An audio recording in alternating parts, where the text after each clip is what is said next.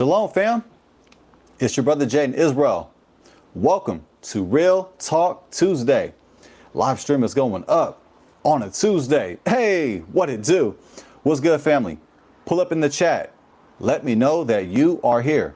Say peace, say shalom, say hi, say something. Don't be scared and don't be a stranger.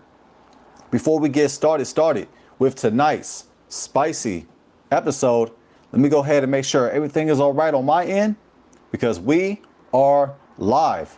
Family, if you can hear your brother, type 1. Type 1, 1, 1, 1. 1. Type 1, family, if you can hear me. Shalom, shalom to Double T, the Hebrew. That's my fam right there. What's good, fam? Shalom to you. Shalom, shalom.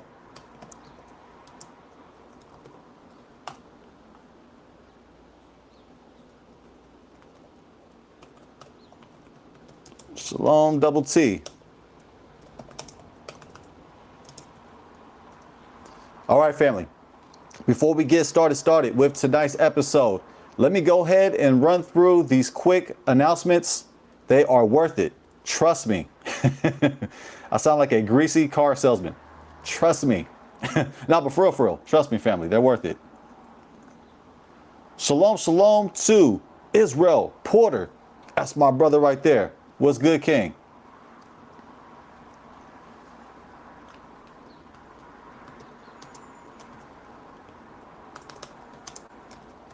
All right. The title of today's episode: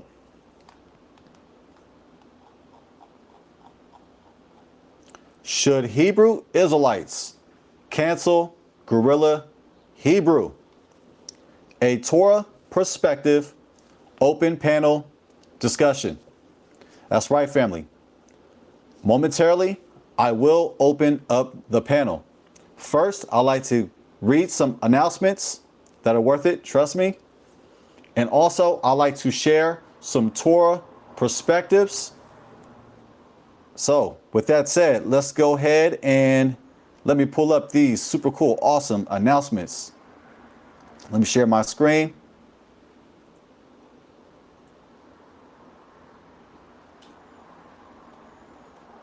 All right, family.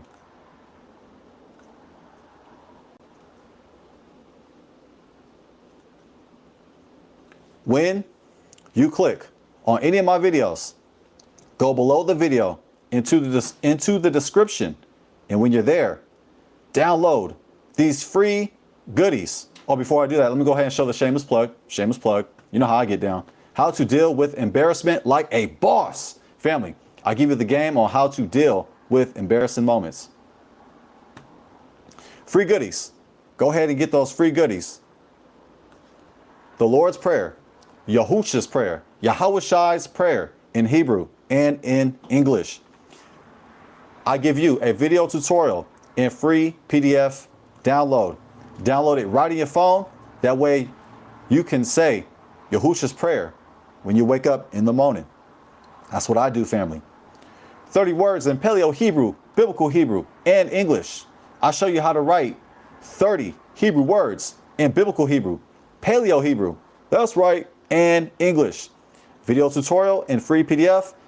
Get those 30 words so you can show off your Hebrew to your family and friends and haters. The 10 Commandments in Hebrew and English, video tutorial, free PDF download. The Shema prayer in Hebrew and English, video, PDF. The priestly blessing in Hebrew and in English. The benediction, you guessed it, video and free PDF. I don't know why I have these headphones on. I actually don't need them on right now. I will put them on once I open up the panel. But for right now, I'm going to take off the headphones. I don't know, they look goofy and they feel goofy. All right. But y'all are used to that by now. You guys are used to my awkwardness. Need Hebrew Israelite apparel? We got you. We got you, fam. If you desire to become an ambassador for Yah, to wake up our people to the truth, you can do so with your apparel. You can get a shirt like this, family, at a Kavod. Just click on the link, Need Hebrew Israelite apparel, click on Kavod, and you will end up right here. As soon as I share my screen, It really does get the conversation started, family. And that's what we must do as Israelites. We have to promote the kingdom. Kavod, styled in legacy. Shalom, unlock 20% off your order. Kavod, which means honor, glory, splendor in Hebrew. Hebrew Israelite t-shirts and apparel, black owned. Get your 20% coupon right here on this link. And there's a plethora of apparel for feast days, regular days, for women, men, and children. Israelites, many Israelites do not celebrate Mother's Day or Father's Day. However, you could show honor to your mother any day of the year. And I say any day of the year. So however that you like to express your love for your Abba or your Ima, your father or your mother, you can do so by copping this shirt. The Hebrew mother shirt right here and the Hebrew father shirt. Also, Shavuot is coming up, the Feast of Weeks. And there are a plethora of clothing that represents the name of our Creator in Hebrew. Go ahead and check out Kavod, styled in legacy. That's right, that's right. All right, family. If you desire to support the ministry, you can do so, fam. You can support through Patreon, Cash App, PayPal, or buy me a coffee. I have a JOB. If I didn't, my wife would make me get one, and I am not playing. No boom boom, she'll make me get one. You know how Hebrew women do it. That's right. But if you'd like to leave a tip or donation, I'll be happy to take your money. Okay. Now, if you desire to unlock exclusive content that you'll find nowhere, and I mean nowhere on the internet, you can do so on the Patreon right here. Subscribe to the Patreon. You can subscribe, unsubscribe anytime. There's different tiers. And when you do so, you get exclusive content and you support the ministry at the same time. So go ahead and check that out, family. All right. And let me show a few more announcements. Let me go full screen and check the chat. Oh, I showed that already. That's another shameless plug. Sorry, fam. There we go. All right, see how we're doing here? For sure, for sure. All right. Now,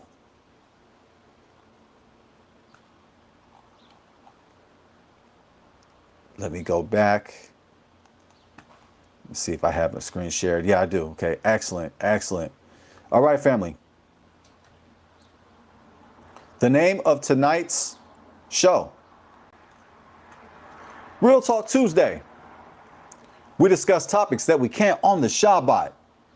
Trending topics, Israelite culture, wealth, health, relationships, interviews, debates, and more. Tuesdays at 5:30 p.m. Pacific time. We go live. That's right, family. We are live right now.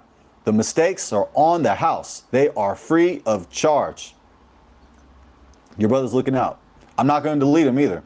I guess it depends on how bad the mistake is, then I might consider. But I'm too lazy. I'm too lazy to delete my errors. All right, family. So, a few more announcements, and then we're going to get started with the spicy topic that we're all talking about. If you are in the Hebrew Israelite community, we're talking about this, or we are at least aware of what just happened. Allegedly. Allegedly. I gotta say allegedly. You can keep the Shabbat with us by joining us on the Shabbat Word, Friday nights, 7 o'clock p.m. Pacific time. Join us on the Shabbat Word, Friday night, 7 o'clock p.m. Pacific time. Write it down, take a picture. I don't give a what. And receive inspiration and elevation from the scriptures. Looking forward to seeing you. Let all your family, your friends, and your haters, let them know. Together, let's glorify Yah. All right, one more announcement. And if you ask my wife, it's the most important announcement. When you go to the home tab, scroll down past all these shameless plugs, family. They are shameless, but you know your brother by now. Get your popcorn and your hot sauce ready. Put your hot sauce on your popcorn and watch all these videos. Just binge watch these videos, family. To the point where you can't get enough. You're just addicted to Jaden Israel content. And while you are addicted to Jaden Israel content, become a junkie for my wife and I's channel. My wife and I's channel, my wife and I's, that's terrible English, but family, I'm from the Bay Area. We like to make up words. Yay area! Subscribe to Jaden and Jazz. Why? Because we get your Saturday night started when the Shabbat day is over. When the Shabbat is over, you can take off your kufi, you can take off your kufi, you can take off your turban, you can take off your head wrap, and you can celebrate Saturday night with your loved one by hanging out with us. Get your laugh on. We speak about trendy topics, celebrity news, and black love. As Israelites, we have to be balanced. There are too many unbalanced Israelites out there. Too many Israelites out there that have lost their smile. My wife and I, we're here to change that. So when the Shabbat is over, hang out with us Saturday night at 7 o'clock p.m. Pacific time. I repeat, Saturday night, 7 o'clock p.m. Pacific time. Join us on Jaden and Jazz. That's right. All right, family, that concludes the announcements. Oh, I forgot to say, this is important. I got to say this. If Stella can get her groove back, Israelites can get their smile back.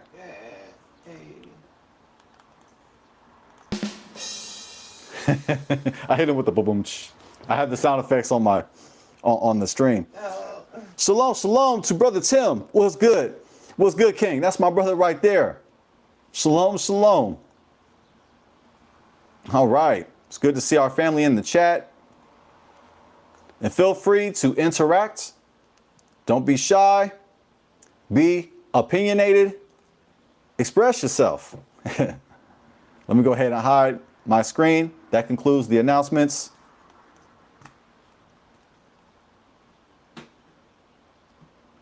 Now, the title of today's episode. Everybody's been talking about it. Should Hebrew Israelites cancel GRLA Hebrew? A Torah perspective. Open panel discussion.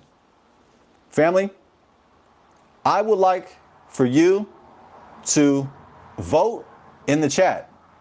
Vote in the chat whether we, as Israelites, should we cancel GRLA Hebrew?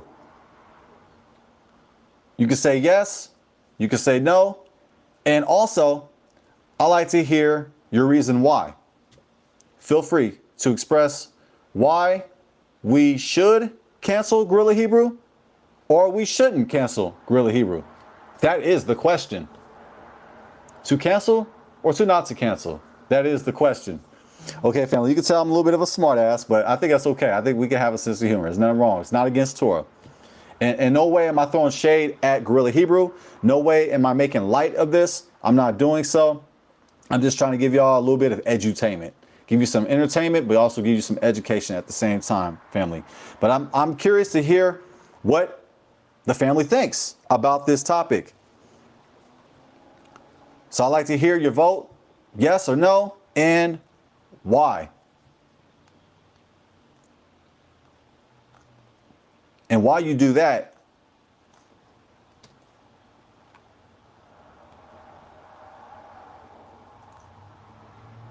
I will open up panel momentarily.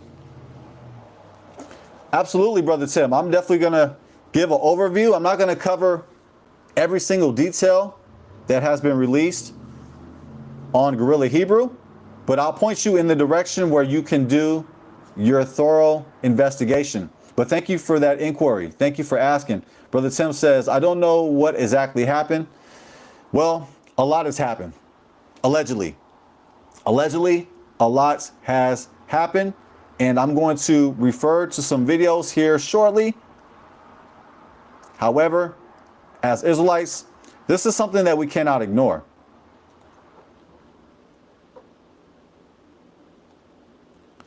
We can't ignore this, family. Let me start off by saying GRLA Hebrew, Alazar, Chief Priest Alazar of Sakari. Whether you agree with him or not, he is influential in the Hebrew Israelite awakening. Yeah, that's right, Brother Tim. Yes, he was the chief priest of Sakari. Last time that I checked, he had to step down. However, I believe he's still a member there. But he had to step down, but he was the chief priest for years. But I like that you said alleged. Yeah, because we have to be careful. We have to be careful. However, there's a lot of information out there. In my opinion, there's a lot of information out there to actually make a judgment. And I say judgment not to condemn, but just to make a righteous call, to make a righteous decision on how we should view Alazar, Chief Priest Alazar. Yeah. Double T, the Hebrew, says they were just in the club popping bottles on the Passover. Yeah, I'm looking over at my wife, and my wife agrees. Yes. However, I'm not coming sideways at GRLA Hebrew. I don't know the brother personally, but I have to be objective. I have to be fair. I can't show favoritism because he is an Israelite. You have seen me make a video about Marvin Sapp. Close the doors. I mean, close the doors. Close the doors. Marvin Sapp is a famous gospel singer and bishop in the Christian community. I had some fun bringing out some edutainment in regards to Marvin Sapp on his viral moment, Close the Door. If you're not sure what I'm talking about, go back a couple of videos and you will know what I'm talking about. Shameless plug. GRLA Hebrew, just because he's an Israelite doesn't mean I have to ignore it. We have to be fair as Israelites, as children of Yah. We can't be a respecter of persons. We can't show favoritism. I repeat that. We can't show favoritism because he's an Israelite.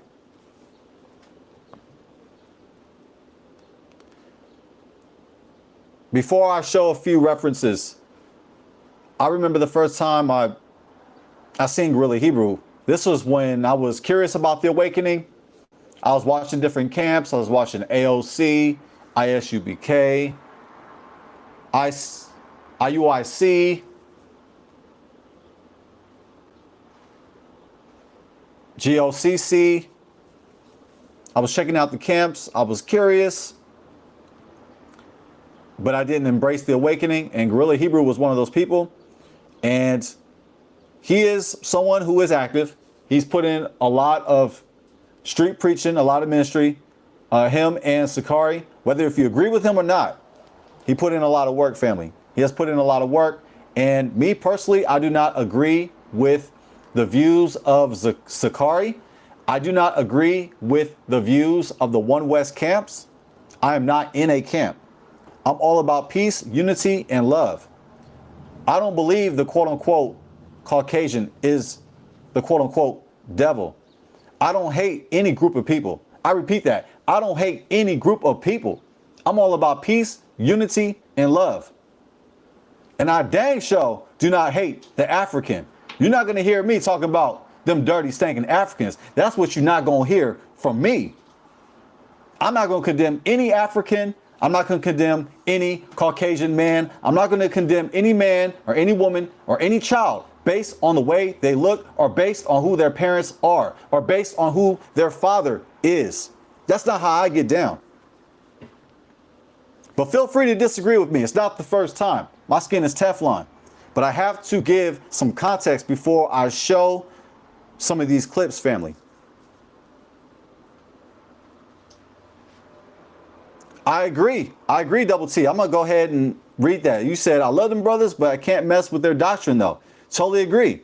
I got love. Absolutely. We have to love. And I love our brothers and sisters, even though we do not agree on the same doctrine. You know my quote, let's agree to disagree. Let's agree to disagree. I say that all the time. However, I do not stand behind Sakari's doctrine. I do not stand behind even the way how they preach on the street and many camps like that, like yelling at people and cursing people. That's not being the light of the world. That's not being the salt of the world. When you have to curse and you have to condemn people and you have to disrespect people. It's tough enough as it is being out there in the street and preaching the gospel. That's tough. It's tough doing street ministry. I got experience, family, with street ministry. Before I was in the truth, before I was a moray, I was a moron. See what I did there? I was a Christian. I was a licensed minister. I was saved at the age of 13. I was born again at the age of 13. Baptized at 13. Taught my first Bible study at 14. Preached my first sermon at 15 at a church in God in Christ church in Oakland. And I did some street ministry, family. And I got my license in 2011, which means I had the right to marry you or to bury you. And I say that not out of arrogance. I'm not arrogant, family, but I'm not nice either. I'm kind, respectful, but I'm not nice. Why? Because nice guys finish last. That's right, Double T. That's right. Most of us are mixed with another nation. Absolutely, especially here in America. If we're just going to keep it a buck, and if we're going to penalize our family, if we're going to penalize our people, because I'm RBG, by the way, as you can see, family, I represent the UNIA. I love the ideology that Marcus Messiah Garvey created. Let's agree to disagree. It's tough for our people everywhere on the globe, no matter where you're at. Our people, melanated people, are oppressed everywhere. Everywhere. However, here in America, if you're going to punish somebody, because we know how history, we know what went down in history. We know that our ancestors, we know that the slave owner, RAPED, our ancestors, and as a result, we're going to lose our Israelite heritage as a result of that. Make it make sense. Make it make sense. Let me say that again, because I'm being careful. I don't even like saying the R word. I really don't. And I don't curse, allegedly. I guess that depends on how many drinks you're getting me. Just playing. Just playing. I gotcha. That's for the that joke right there was for all the uptight Israelites. Right. For all the Israelites that lost their smile. Like Shawn Michaels. I lost my smile. Anyways, before I show those clips, let me go ahead and say this again. It's important. You mean to tell me you're going to say that one of our people is not an Israelite because their ancestor was RAPED by a Caucasian slave owner? Make it make sense. Make it make sense. So, let me go ahead and read some of these comments, and I'm going to go ahead and show what I've been teasing, some of these clips.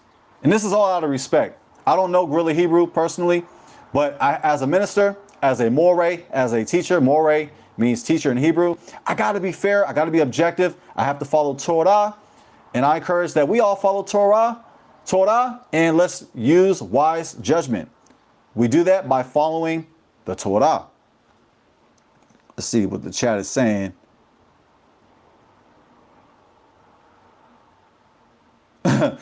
Brother Tim, I agree. I agree. I was going to say, matter of fact, I'm you know what? I'm starting to get a little agitated. I wanted to turn up, but I'm just going to be respectful. Brother Tim said, One West camps are so ignorant. And that is a general statement He's generally speaking. I know what you mean, Brother Tim, when you say that. Trust me, I know what you mean when you say that. But that's how I feel. My wife says turn up, but I don't want to get my blood pressure too high. She's been keeping my blood pressure down with all this fruits and vegetables and stuff she's been making me eat. She makes me follow Leviticus 11. Yeah, that's how I feel, Brother Tim. One West camps are so ignorant. Not all of them, but because you got people that just join the camp and they don't necessarily know the full doctrine and all the history behind it and blase, blase. So you got to give everybody a chance. I give everybody a chance. When I speak to a person, whether they're Christian, Muslim, Buddhist, Israelite, I'm looking at that individual as an individual. I'm not going to lump an individual with any group of people because I think for myself. My wife thinks for herself. I definitely can't tell her what to think. Married men, you know what it is. The jokes are free, by the way. I'll be here all day. Make sure that you write out the check to Jaden Israel. That is Jaden Israel. Write out your check to Jaden Israel. I'll be here all day. Okay. Right. Okay, so yeah, Brother Tim, the bracelet, the colors represent the UNIA flag created by Marcus Messiah Garvey, who is extremely underrated when it comes to black history. We do not, the schools, I'm not going to say we, because I made a documentary on Marcus Garvey. It was a short documentary. But in the public school system, they do not teach us about Marcus Garvey. Family, I learned about Marcus Garvey when I came into the awakening as an Israelite. Yes, it took me that long. So the colors right here, the UNIA flag, it has been stated that, to answer your question, family, the UNIA flag was created by Marcus Garvey. The colors, red, black, and green. Black represents the melanin. Green represents Africa, the motherland. And red represents the blood that was shed. The blood that our ancestors shed. So the red represents the blood, green represents the land, and black represents the melanin, which you can see me, I have plenty of. I think that was my best one today. I think I got him on that one. I think I got somebody to crack. Oh, yeah. You tuned me out. You didn't hear that one. I like that one. I like my own jokes. If y'all don't laugh, I will. I'm here all day. So that's what the colors stand for in a nutshell. I also like to say this, Brother Tim. It's important because check this out. Marcus Garvey, he was a major figure, very influential during the Harlem Renaissance. And check it. Marcus Garvey, you can have different religious backgrounds to join the UNIA, to join his organization. And guess what? One of the most, I'll say this, let me say this. A key figure in Marcus Garvey's organization was an Israelite. That's right. He wrote the charter, the theme song, the charter. He was also a friend of Marcus Garvey. And I'm speaking about, as Rabbi Matthews, it's his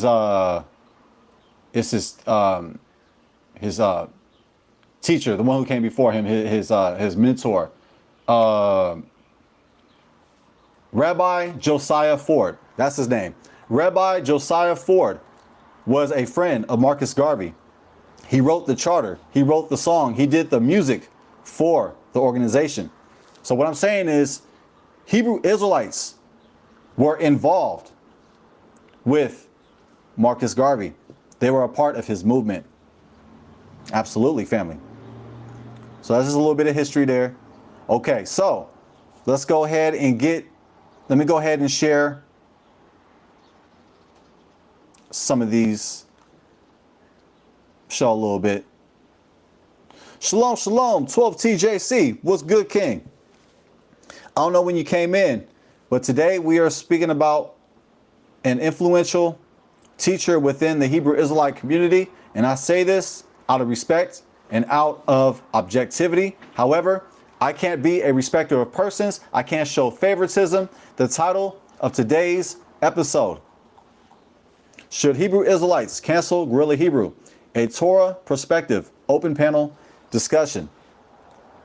Now, GRLA Hebrew, it's alleged that he has been sleeping around. And baby, you can help me with this. I have my wife in the background. He's been sleeping around. Committing adultery, as you probably heard. They probably can hear you because I have the echo setting turned off, which is great. Also, the term, should I say it? It's alleged. This is alleged. I'm not saying this is true or not, but it is alleged that GRLA Hebrew, he is involved with pegging. Along with other fetishes. Along with other fetishes. Also, that is alleged. It is alleged that he is into pegging. Should I look that up and give them a definition, or should I just encourage them to find it? Just give them the breadcrumb, right? I'll give the breadcrumb. You can connect the dots like the freckles on my face. That's a lot of dots, family. But for sure, that is alleged. Also, what is alleged? There's a lot that's alleged. I'm trying to remember just off the top of the dome because I didn't write this out. Abuse. Yes, thank you. It's also been alleged that GRLA Hebrew put his hands on one of his wives. Physical abuse, domestic abuse. It has also been alleged that he would pay Caucasian men to sleep with his wives and to have his wives mistreat him, GRLA Hebrew. He would have his wives mistreat him, and he would have his wives give favoritism towards their Caucasian boyfriend lovers. Did I say that okay? I'm taking my time. As they say in church. Take your time. Did I miss anything else? This is all alleged, family. Yeah, 12T says, yes, I've heard about it. The recent stuff. I haven't heard the physical stuff. Yeah, my wife and I, we've been looking into it. We're not going to show everything. We're just going to show little clips. We're going to show you guys where you can get all the information. But it has been released for this month. It's been out for this month. There's been information coming out. So let's see. Did I miss anything else? Oh, yes.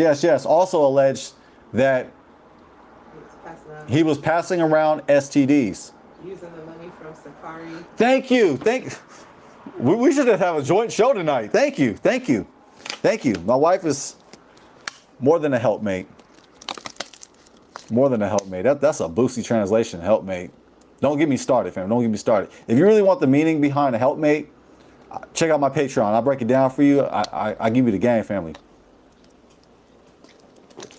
Shameless plug. However, GRLA Hebrew allegedly has stolen money from the church. He has stolen tithes and offerings from Sakari. I repeat, it has been alleged that GRLA Hebrew has stolen tithes and offerings from Sakari.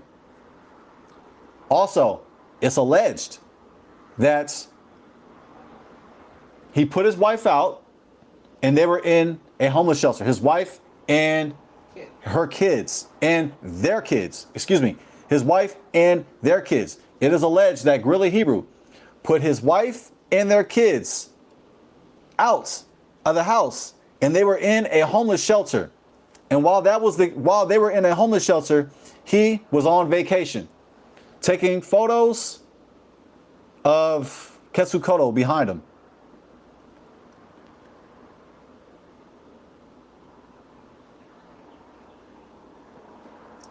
Yes, well, see, close the door. Close the door. That was a close them doors moment. All right, did I miss anything else? That was a lot of letters, family. Hopefully y'all was taking notes. I didn't write this out because I really just want to get into Torah perspectives. However, it's important that I do give a backdrop. That way we at least have a brief summary of all these allegations. Did I miss anything else, babe? I think you pretty much got it. Or I should say, did you miss anything else? Because you're basically helping me. We're helping each other out, but thank you. Thank you for picking me up on that. Because there was a lot of stuff. I think that's about it. Yeah. For sure. Okay, so. Oh. There was another one. Yeah, that's people. All right. He slept with one of His sister, the sister of his wife. Sister and the cousin. He slept with the sister and the cousin. Asalika, the cousin. He slept with the sister and the cousin of one of his wives. I don't want to say their name. Right, 12T, close the door. That's timeless. That's going to live on forever. Forever. Israel Porter says he will be in the 1/3 of Yashar unless he repents. Thank you for expressing your perspective. Thank you, Israel. Because I posed the question in the chat. Should we cancel GRLA Hebrew? Yes or no? Say yes or no in the chat and give me your reason why. 2/3. Now I know what you meant. I know what you meant. I know what you meant.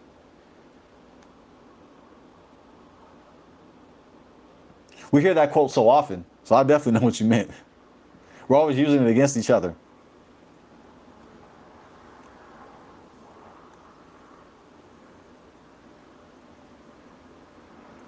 All right. So let's get to the next scenario. Yes, and as I said, it's alleged that GRLA Hebrew slept with the sister and the cousin of one of his wives. I think that's all the allegations. If I missed any, let me know, family. But we looked into this. We've been looking into this, and that's just about all of them in a nutshell. There's a lot of them.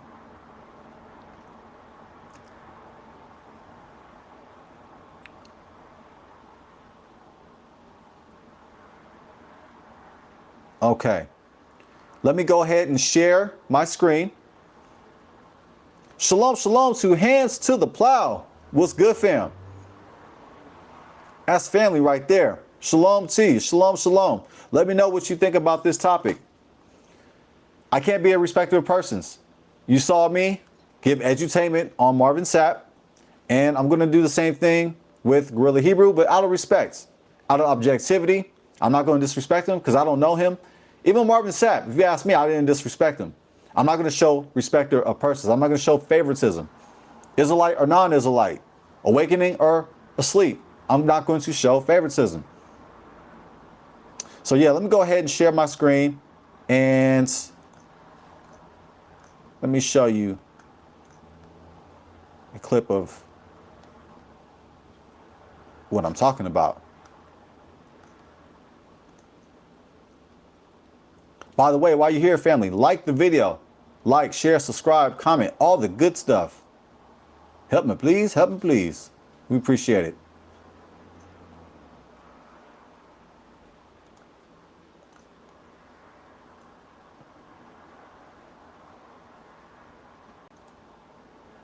All right.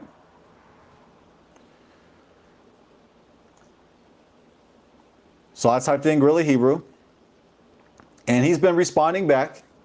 I have seen some of his videos as well, family. I've heard both sides. And I've heard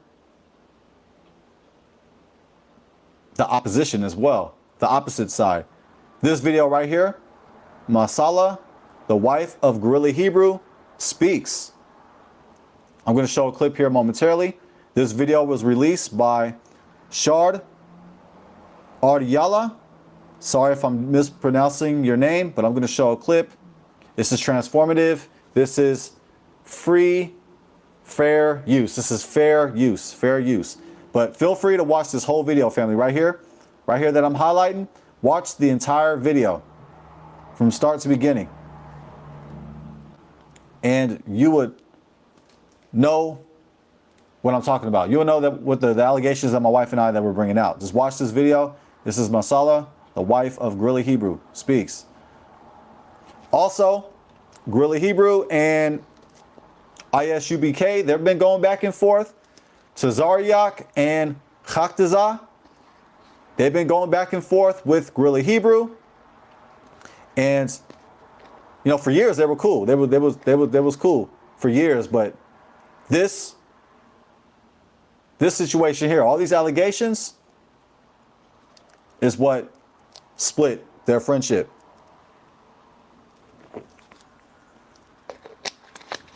But feel free to check out both sides. Here, GRLA Hebrew's side, and here, the other side as well.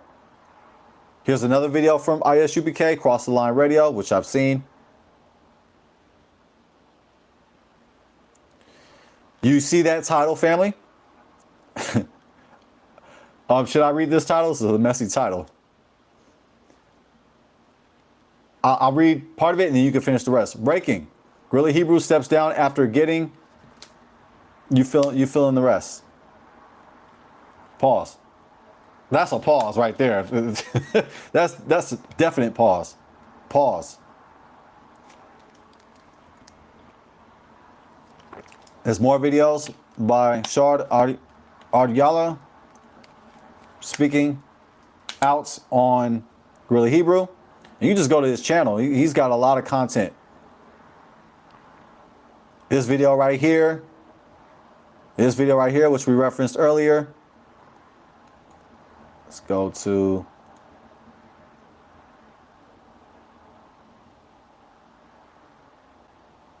okay, just making sure we good. All right.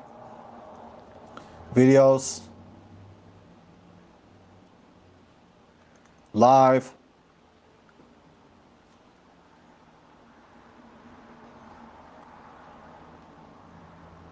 Yep. This video, this video, this video, this video, this video.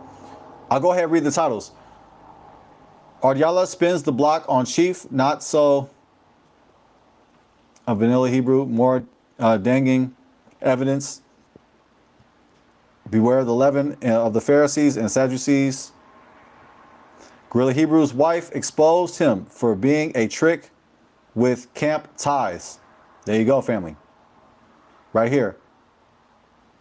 Shar Ardiyala slides on GRLA. Cuck brew. Cuck, yeah, that's the term. Cuck. Google that, family. Look up that word cuck. We're giving clues. We're just giving breadcrumbs. Look up cuck. I didn't know what the heck that was, family, until all these allegations came out. I'm just going to be honest with y'all. I didn't know what cuck was. I didn't know what pegging was.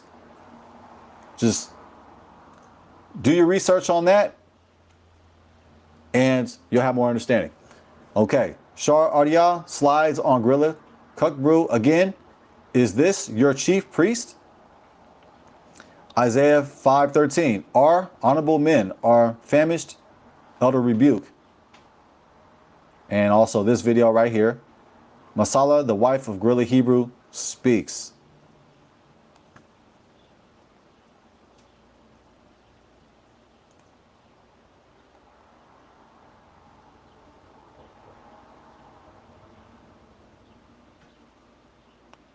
Looking at the chat, family.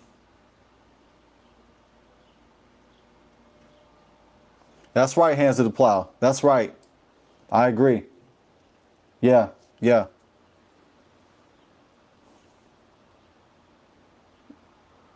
We hope that he repents. Okay, so I'm going to go ahead and show a clip of the testimony of Masala. And feel free to watch the rest of the video that was released by Shard Ardiyala.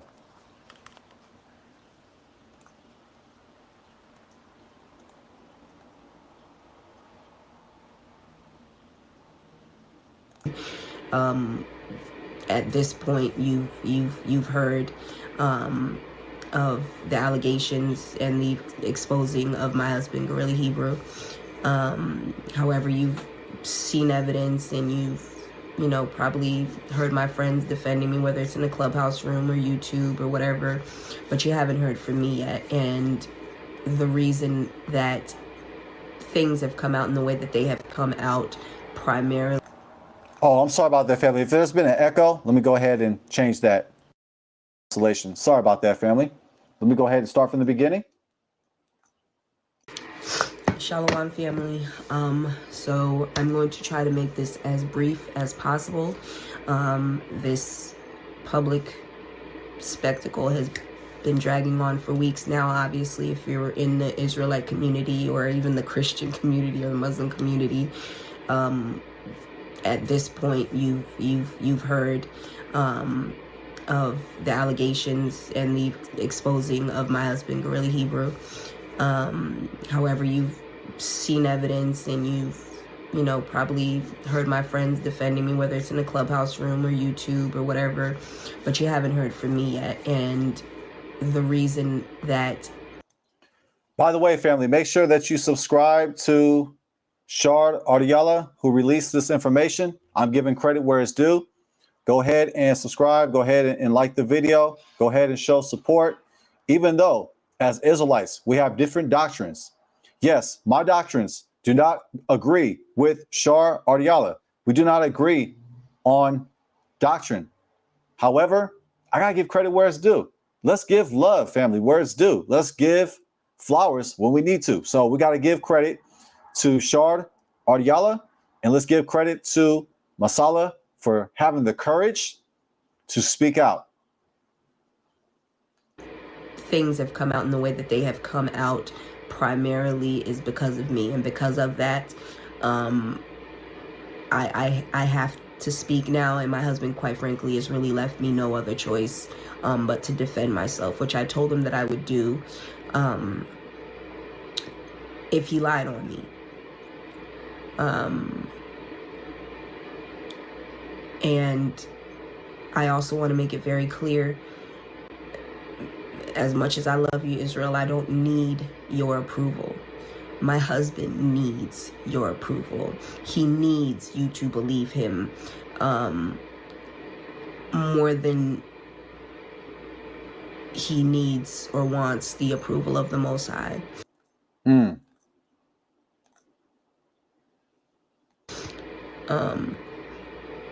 So my purpose in this video is pretty much just to tell my side of the story and give some clarity to the things that have been said, the evidence that's been shown, and quite frankly, my part in it. This sounds so clean. It's YouTube gotta get that paper, man. I respect, man. Be about your hustle, man.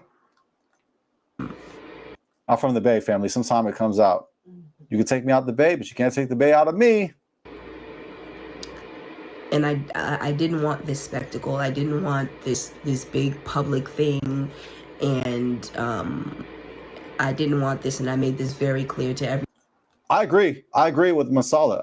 I believe her. I agree with her. I don't think that she wanted this attention. Why, as a spouse, why would you want that attention? What pleasure do you get out of that? What's in it for you? It's your kid's father. Come on now. She's speaking about her child's father. What pleasure would she get out of this? And that was a great point that my wife dropped, by the way. I'm still in her thunder once again. But yeah, I'm giving you credit. Just like I'm giving Shar Ardiala credit. I'm giving Masala credit. I'm giving you credit too. That was your gem, not mine. Let's continue. Everybody from the onset of this is not what I wanted. However, I believe this is what the Most High wanted. What you guys have seen in terms of my husband's initial video and his videos after that and his actions after that is the man that I've known for years. A man who can look you in the face and cry and repent, and at the same time tell half-truths and whole lies. all in the name of self-preservation. GRLA Hebrew did cry, and we're going to show that video. We're going to show GRLA Hebrew crying. And to escape accountability.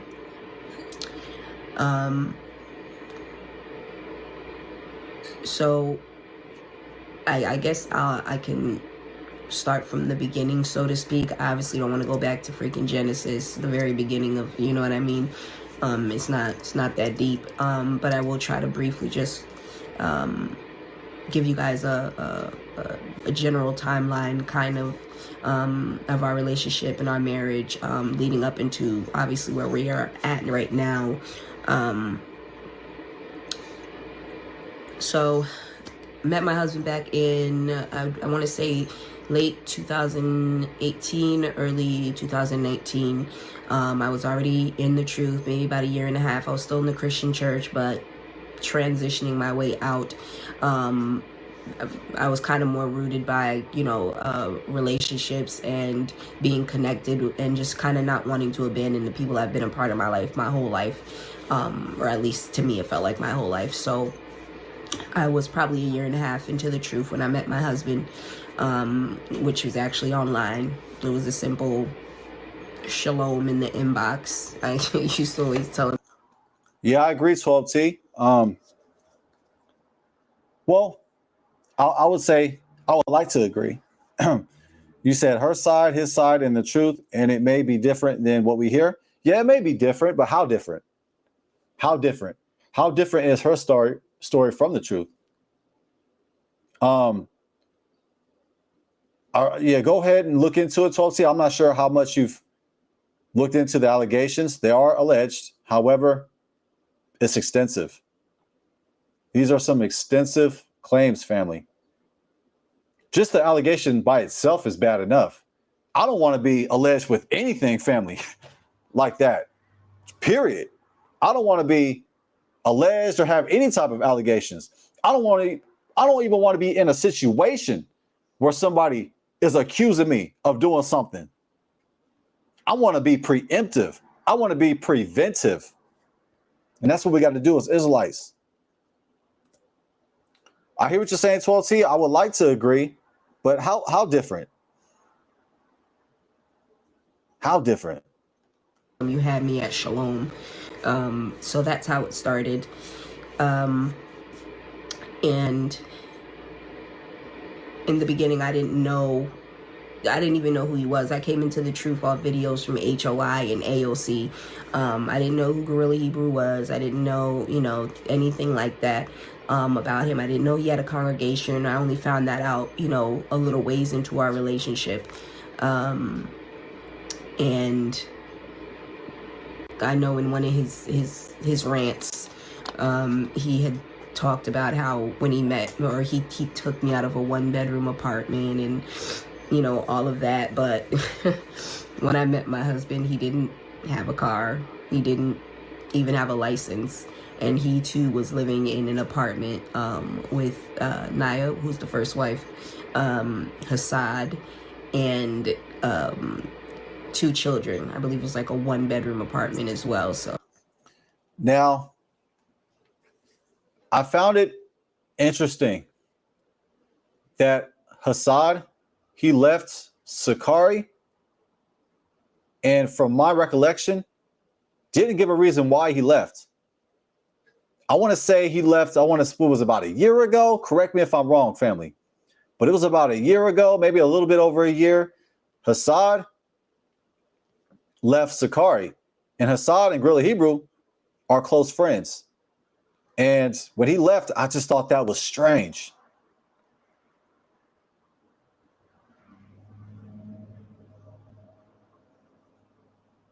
I thought that was strange that he left because I didn't hear him give his reason why. And maybe these allegations, maybe they have something to do with why he left. If you ask me, I believe so. I believe so. I connect the dots and believe that the reason why he left was because of all the allegations.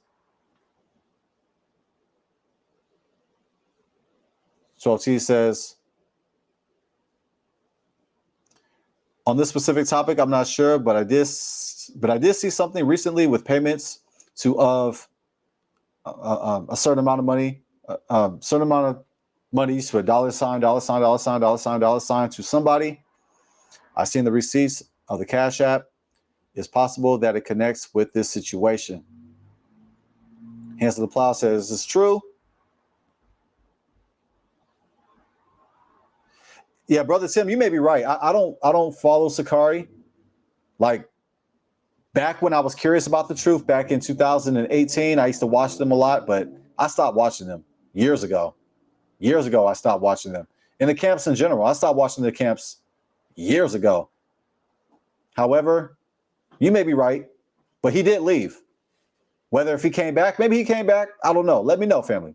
I'm not a Sakari expert, but he did leave at a certain point. And I thought that was strange.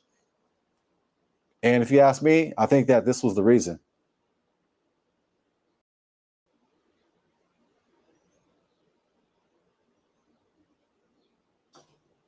There's a video on Facebook that exposed GRLA Hebrew.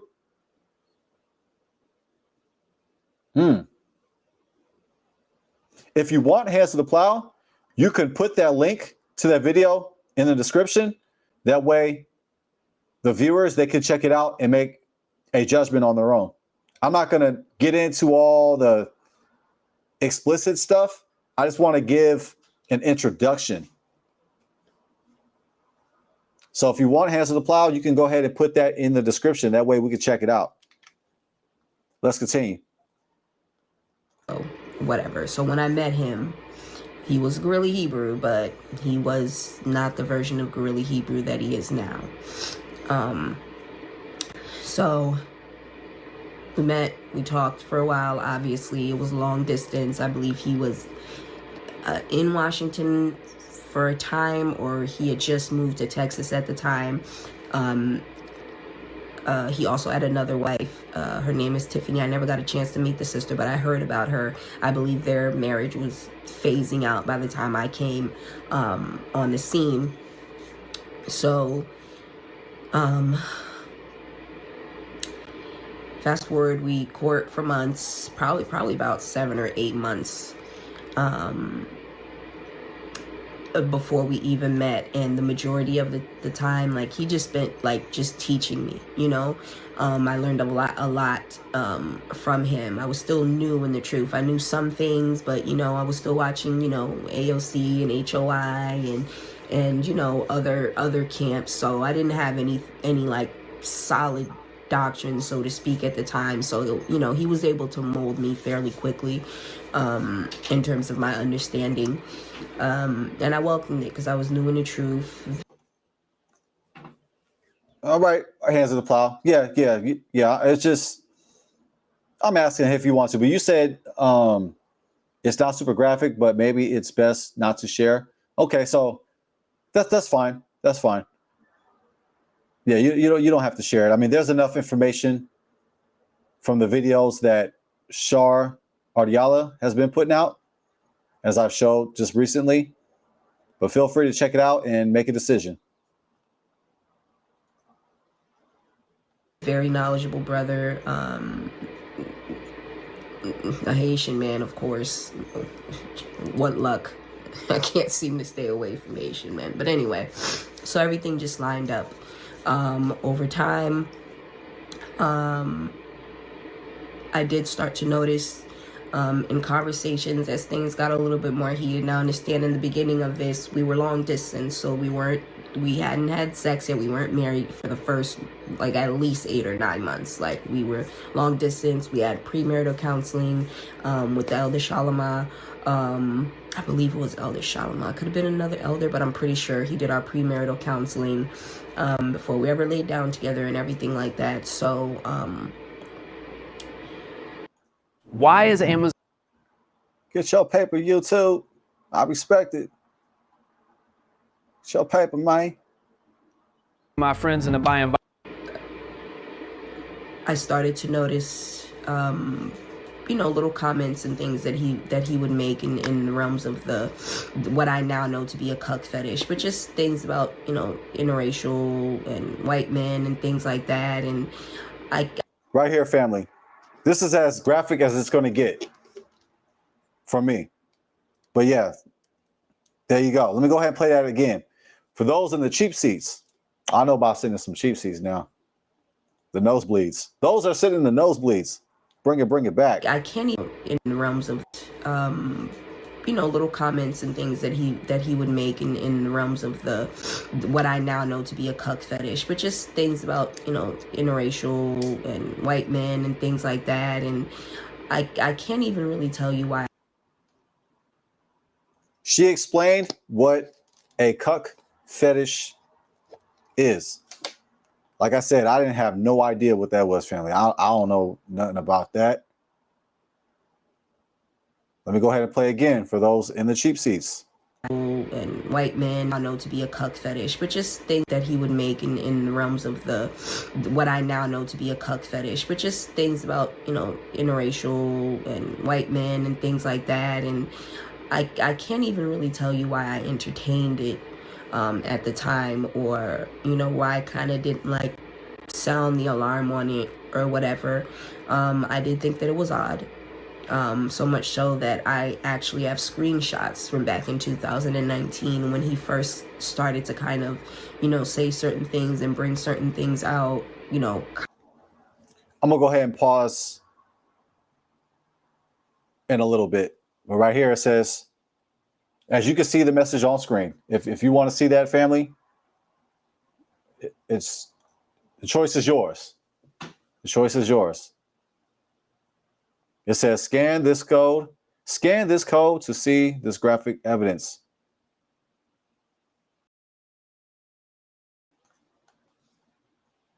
Started to kind of, say certain things and bring certain things out, kind of out of the blue, in terms of this fantasy and things like that. And now y'all remember, I'm new in the truth. So, very. And by the way, you can really scan this code. You really can, family. Beginning of the truth, I'd imagine for a lot of people, there's that fresh zeal that we used to call it in the Christian church, the fresh, that fresh wind that you'll get. You're invigorated in the spirit, you're invigorated in the truth, you're learning all these things about yourself, and you're the chosen people, and you're understanding things scripturally that you never saw before in the Christian church. So I mean, that's what drew me in to him. The way that he taught me, the way that he broke things down, the way that he treated me, even from a distance. Now, mind you, during this time, I was still paying my own bills. I was still. Whoa. Let's play that again. You hear that, family? Now, mind you, during this time, I was still paying my own bills. I was still long distance. I was still working. I had my eldest child. When my husband and I met, my daughter, I believe, was about 12 or 13. She's 18 now. So still taking care of my kid and things like that. So over time, obviously, I noticed the comments and certain things, and to me, it's like, at this point, I'm in love with this man. We've had, counsels and premarital counsels and things like that. Like, I know what the calling is on his life. I know what he's meant to do. I know what he teaches. So this is completely opposite of what he teaches, in like the worst way. I recognize it as a demon.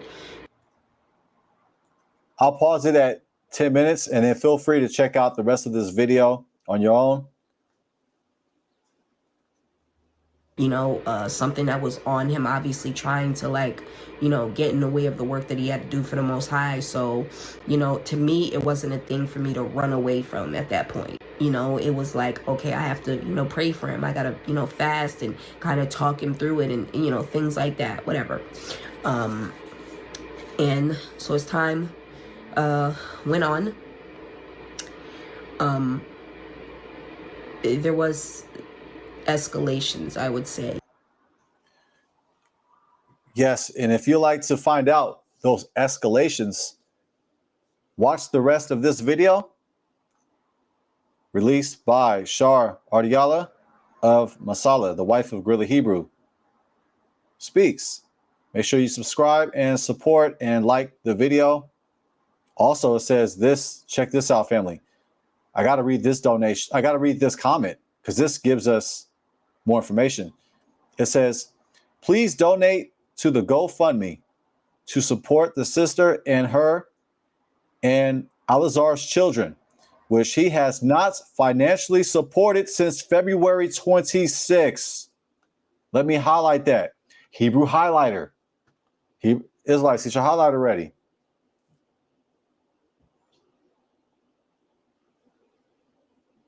And here's the GoFundMe.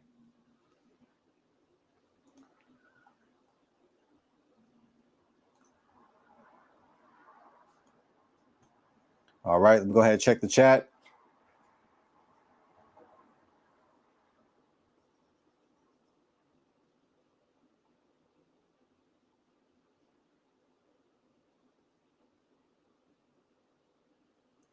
Yeah.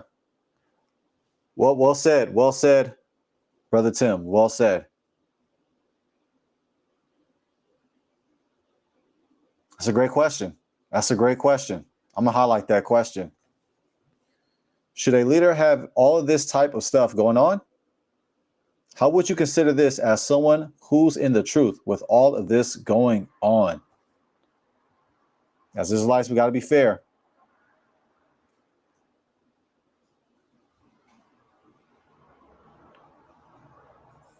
Is GRLA Hebrew, is he consistent? Yes, he is. Is he passionate? Yes, he is. Is he wrong on certain things? Yes, he is. When it comes to doctrine, yes, he is. And I said it respectfully. Respectfully. And I'll be happy to have a dialogue with him over those things that we do not agree on. We're not even going to talk about the whole allegations. We can just talk scripture. Absolutely. Are there Israelites out there who support GRLA Hebrew? Absolutely. To the point where it's weird. To the point where they're defending him right now, which is weird. I agree with Brother Tim. Well said. All right, let me go ahead and show another reference.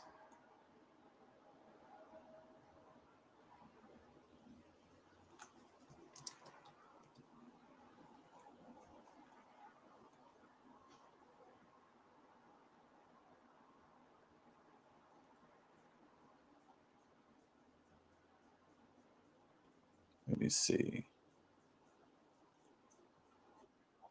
Yeah, here we go. Let me share my screen, family.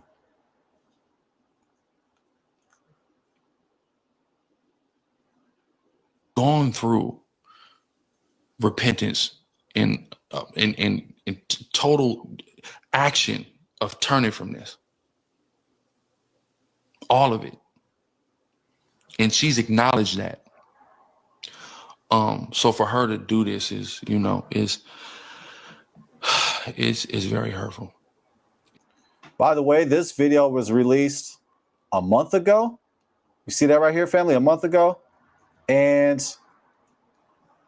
her testimony, let me go back.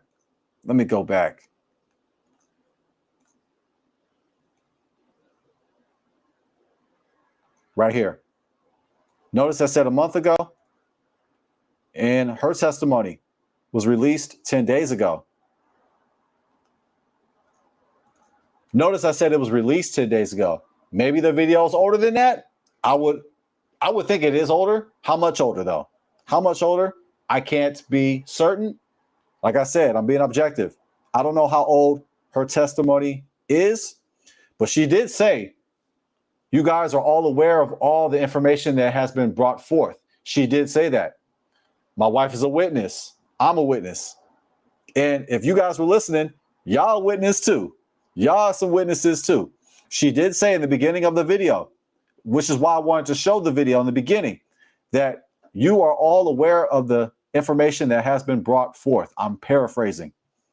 So with that said, I don't know how old her video actually is. It was released 10 days ago. But she did say, you're aware of the information. So let's go ahead and go back. But before I do, let me go ahead and say shalom, shalom to glory, honor. Glory, honor.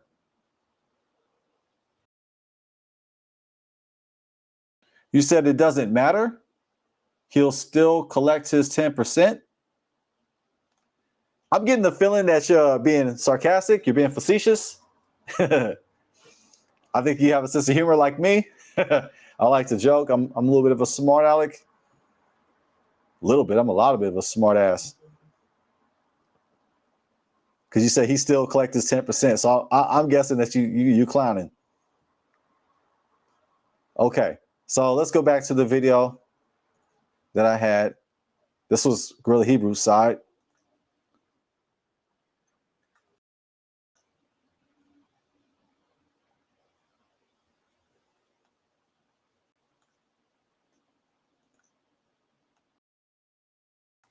And she's acknowledged that.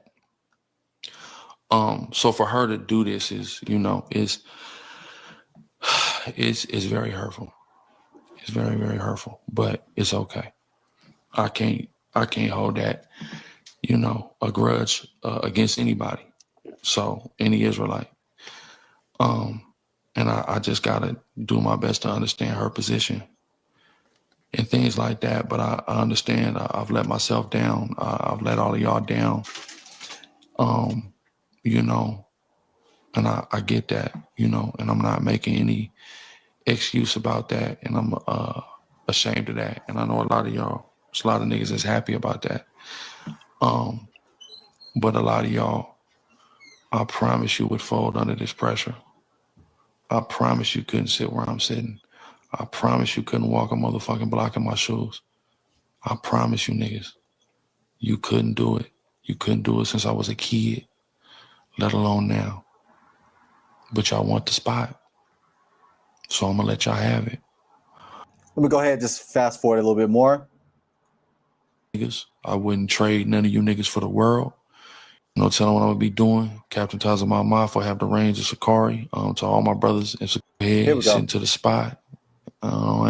I'm expendable. The Most High don't need me. Never did. That's one of the first lessons you learn when you come to Sakari. The Most High don't need you. So I'm gonna fall back. I'm gonna let y'all have it. Y'all want the spot so bad? Go ahead, sit into the spot. Ain't no telling when I'm gonna be back. Ain't no telling what I'm gonna be doing. Captain Taza my mouth, I have the range of Sakari. To all my brothers in Sakari who are hurt. I love you niggas. I wouldn't trade none of you niggas for the world. If y'all gotta bag up, I understand. Unlike other situations, I'm not gonna have the harsh judgment that I would, because I understand the gravity of this situation. I understand, you know, how negative of a look this is. And, you know, it was an honor serving you niggas, honor teaching you niggas.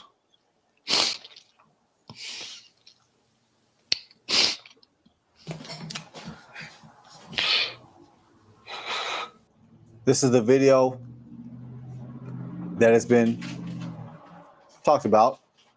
This is the video of GRLA Hebrew crying right here, family.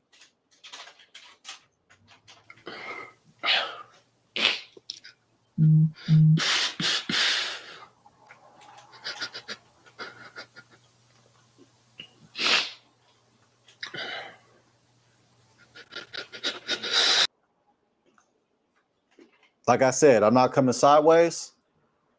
I ain't coming funny style. Family, I'm from the Bay. I'm sucker free. You heard? You know what it is. I'm sucker free, family. I'm not a sucker. I'm not coming sideways. The way how I speak to people online is the same way I will speak to a person in person. I will keep that same energy because I'm sucker free. Okay, anyways, that's enough of me.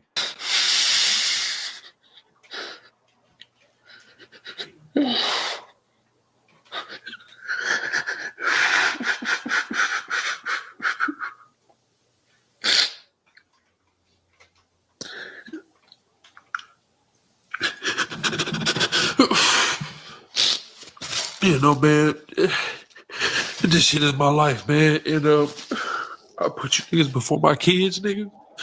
I put you niggas before everything, man. I put you niggas before everything, man. No disrespect, but you shouldn't put other outsiders before your kids. I don't say the N-word no more. I don't say nigga family. I'm a king. I'm not a nigga. I'm a king. We are kings. We are queens. It's like men, you are kings. It's like women, you are queens. I'm not a nigga. That word nigga, it has a low vibration. I know what he means when he says it. I'm not Boo Boo the Fool. However, words have vibrations. And when you speak words like nigga, when you refer to yourself as a nigga, you are speaking a low vibration. You're cursing yourself.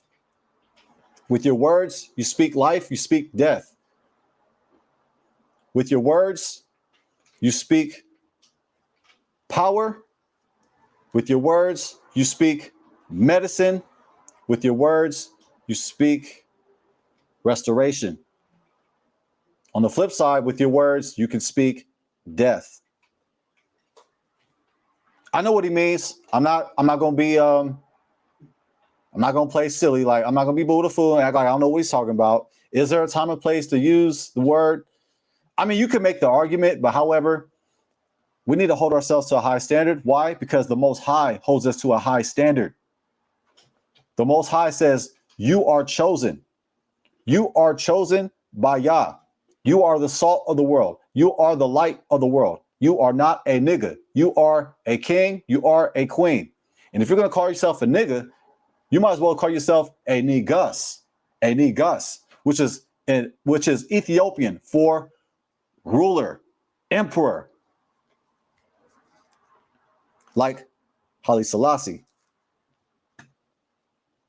That's me just going my little side tirade. That's just a little sidebar. But he's apologizing. He said, I'll put you niggas before my kids, family. I would never do that. Never. Ever, ever, ever, ever, ever, ever, ever. Don't ever put them niggas over your kids, okay? Respectfully, okay? I ain't putting nobody. You got to take care of your family first. Family first. Family first. Then you got to take care of the outer family. Yeah, we're all family, but your intermediate family, your wife, your kids.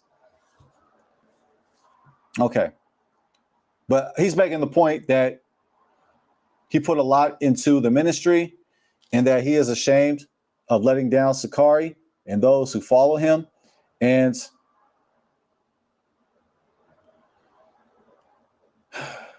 I got to give him some credit for at least making a public apology, because he didn't necessarily have to do that. Or did he? Or did he? Did he have to make an apology? I think it was helpful that he did. But let me know what you think about this apology, family. Be honest. Be honest with us. What do you think?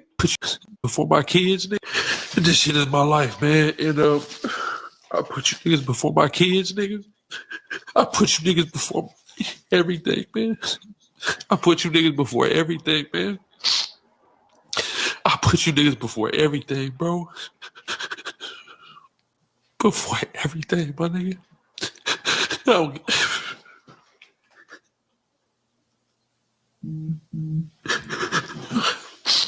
I really gave my life to this shit. Look, to be objective, we all make mistakes. We have all done embarrassing things. Everybody. And I gotta give him some credit for coming out and making this statement. However, that does not erase all of the allegations that were made. This does not erase all of the information that was brought forth. Israel, we can't be a respecter of persons. We have to be fair. Because I know it's the truth and I know it's the right thing. I know it's the right thing, man. And whatever you got from me, my nigga, Take that shit, do what the fuck you supposed to do, nigga. Do what I showed you to do, nigga. Do what I showed you to do, nigga. All praises, man. I'm going.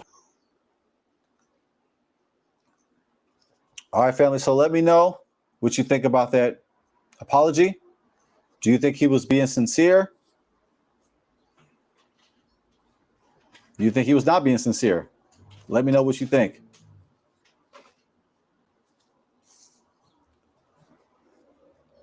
I at least wanted to bring out both sides of these allegations. These are some heavy claims to make on somebody. That's why it's important to not even be in a situation where somebody can make those claims against you.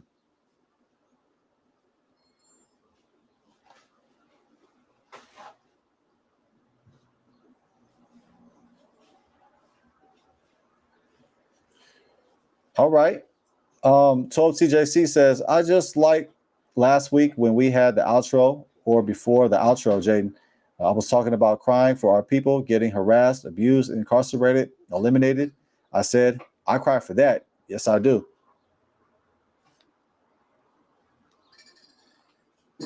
Oh, that's a good question. Brother Tim says, did the tears and public apology come only after all of this info came out?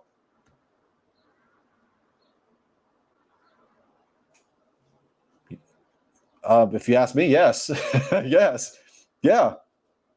Yeah. Just connecting the dots. Like this stuff that's been going on, according to his wife, Masala, it's been going on for years. And family, there's more than 2 to 3 witnesses. That's right. There's more than 2 witnesses. There are multiple witnesses to the claims that have been brought out. That's why I really encourage you to watch the video. I don't want to give it all away because we'll be here till the cows come home. There's a lot of information out there.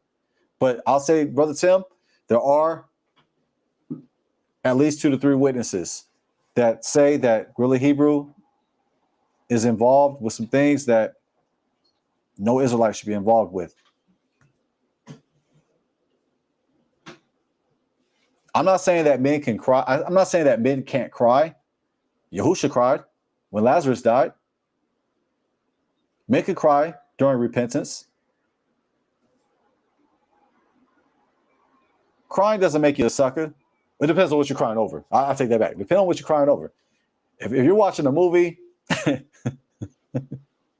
you're crying on your girl's shoulder, on your wife's shoulder, on your Easter shoulder, and she's not crying, that's a bad look. Bruh. Go to the bathroom, wash your face off, do what you gotta do, hold it together. That's a ban law right there. Yeah, I know. You talk about Simon. I think you're talking about Simon 12TJC. Like, honestly, I don't use that for evidence, though. I don't use that for evidence to prove that our ancestors were melanated, they were African, they were black. I don't use that reference that you're referring to. I hear you, 12T, but even if he wasn't, it's cool. It's cool. I like different opinions. It's cool. But yeah, if they want to, hey, if you want to call yourself, I get it. Like saying the nigga, like nigga is a friend, like it's a term of endearment. But like, I just think it's a little weird if we say it, but when other groups say it, they can't say it, but we can say it. To me, that's not being the salt of the world. That's not being the light of the world. That's not setting the example. That's not setting the trend of Torah. That's unbalanced because these other groups, they want to say the word, and they say it anyway. They say it anyway. But some people, they say it because they want to be down. They want to be down. They want to be cool. But we're saying that you can't call me a nigga because you're not black. Like,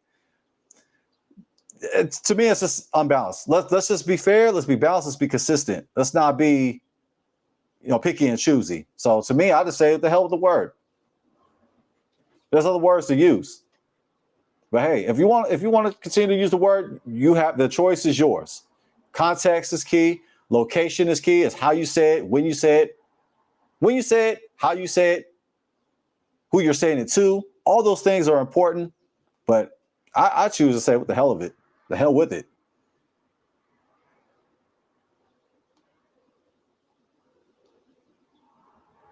But there it is, family. Let's see. What's next on the agenda? Oh, that's right. Torah perspective. Like I said, I'm going to give some Torah perspectives, and I'm going to open up the panel, family. Let's go ahead. Let me go ahead and share my screen here.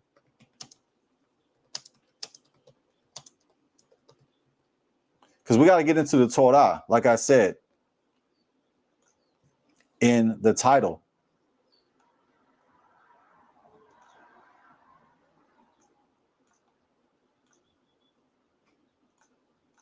Let me go ahead and share my screen, family.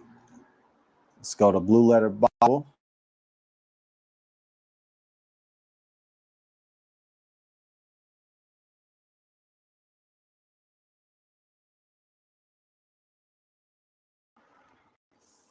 I just disappeared, but I'm back. Okay, there's Blue Letter Bible. I'm going to give you some Torah perspectives, family. There's a lot, but we're going to just run through them. We're just going to run through these Torah perspectives. Why? Because your brother is long-winded. I know how to stretch a point. I know how to find my note, no matter how long it takes to get there. It's going to take as long as it takes to find my point. And once I find it, then we can all go home. Okay, let me share my screen. Enough of me. Let's get to the scripture.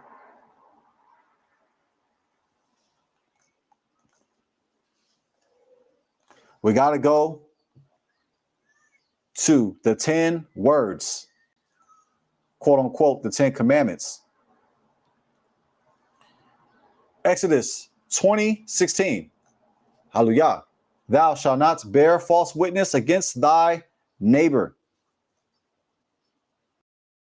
The consequence to the consequence to Exodus 20:16, do not bear false witness against thy neighbor, is in Deuteronomy 19:15 through 21. Let's get it. We're going to run through these Torah perspectives, family, like I promised. Deuteronomy 19:15. One witness shall not rise up against a man for any iniquity or for any sin that he sinneth.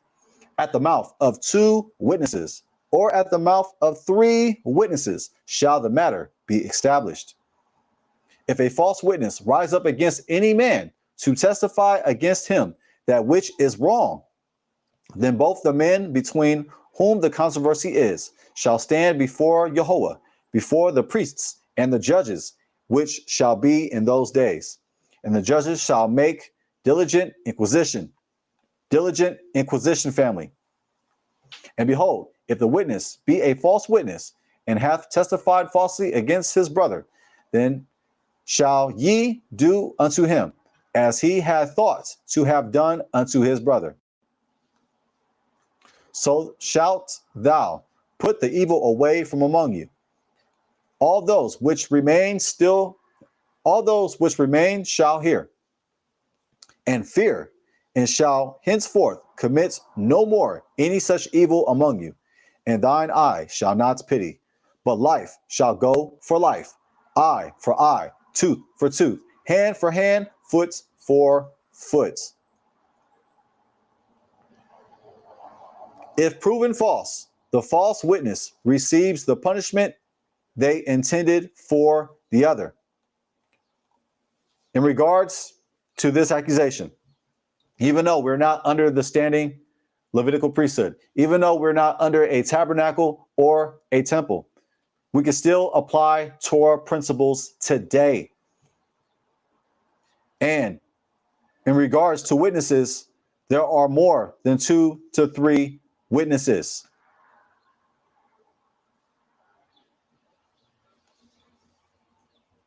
And there's been a substantial amount of evidence that has been released. So I encourage you to make diligent inquisition. See, family, I'm being fair. My wife and I, we did our diligent inquisition to the best ability that we can based on the information that was released to us, based on our ability. And we came to our decision. But feel free to come to your decision to reach a conclusion. Now, let's get to the next Torah perspective, family. We're going to ride through these perspectives. I will open up the panel momentarily, like I promised. But let's get to it, family. Let's get to the next one. Leviticus 18:3. We need to hear the word of Yah. You've heard enough of me. Let's hear the word of Yah. Wayikra 18:3. After the doings of the land of Mitzrayim, wherein ye dwelt, shall ye not do. And after the doings of the land of Canaan, whither I bring you, shall ye not do, neither shall ye walk in their ordinances. In other words, don't follow pagan sexual practices. And throughout these scriptures, in context, laws of immoral relations speak about pagan sexual practices. Now, family, what we're going to do now, we're going to scroll down to verse 29. Let me go ahead and go full screen because I don't want to hurt your eyes. Your brother's looking out. Let's go to Leviticus 18:29.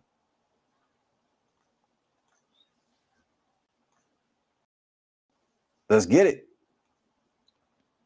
Leviticus 18:28. Or whoops. 29. Salika. 29. For whosoever shall commit any of these abominations, even the souls that commits them, shall be cut off among their people. Hebrew highlighter. Bruce, get your highlighter ready. Verse 30. Therefore, ye shall keep mine ordinance, that ye commit not any one of these abominable customs, which were committed before you, and that ye defile not yourselves therein. I am Yahuwah, Yahweh, your Elohim.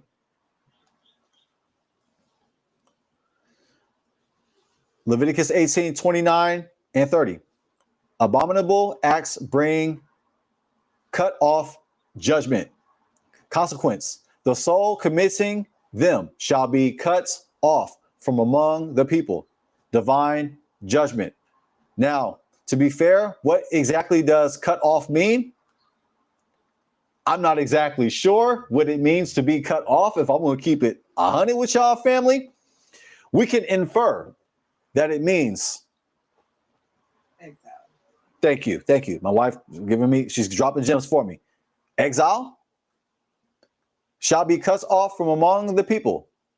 Could mean exile, aka excommunication. That's what I was going to say. I was going to say excommunication. That's all I got. Let me know what you think it means, family. And I learned this from listening to Nasik Zarishadai. I remember him saying on a Shabbat lesson, he was like, I don't know what it means to be cut off. What exactly does that mean? I'm paraphrasing.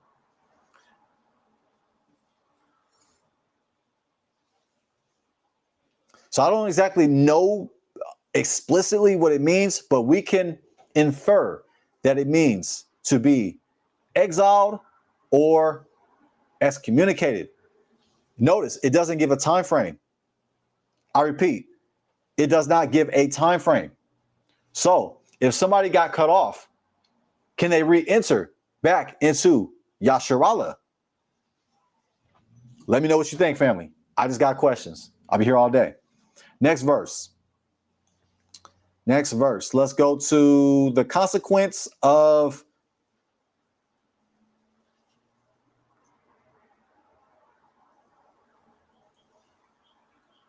let's go to 24 and 28. Here's some consequences. Defile not ye yourselves in any of these things, for in all these the nations are defiled, which I cast out before you. Family, they got cast out because they was doing these abominable things. They were practicing sexual immorality. The nations were practicing sexual immorality, and the land is defiled. Therefore, I do visit the iniquity thereof upon it, and the land itself vomiteth out her inhabitants. Ye shall therefore keep my statutes and my judgments, and shall not commit any of these abominations, neither any of your own nation. Hebrew highlighter. Check it. Neither nor any stranger that sojourneth among you. Hebrew highlighter. Verse 27. For all these abominations have the men of the land done, which were before you, and the land is defiled, that the land spew not you out also when ye defile it. And it spewed out the nations that were before you. Are we in the land right now? No, we're not. However, we can apply this principle. If we want to be under the dwelling of Yah, if we desire to have Yah dwell upon us, to dwell in our homes, to dwell in our land, to dwell where we live, where we reside, we have to forsake, leave these pagan sexual practices. If you desire to have the presence of Yah to dwell within you, in your home, do not practice these pagan sexual acts of the nations. All right, family. Such acts defile individuals in the land, leading to expulsion. And practicing these acts will have you cut off from the promised land. And I'm speaking about New Jerusalem. If we are dwelling in these practices today, we will not make it in the land of New Yerushalayim. Torah principles. Now let's get to the next verse. Leviticus 19:11. Let's get it, family.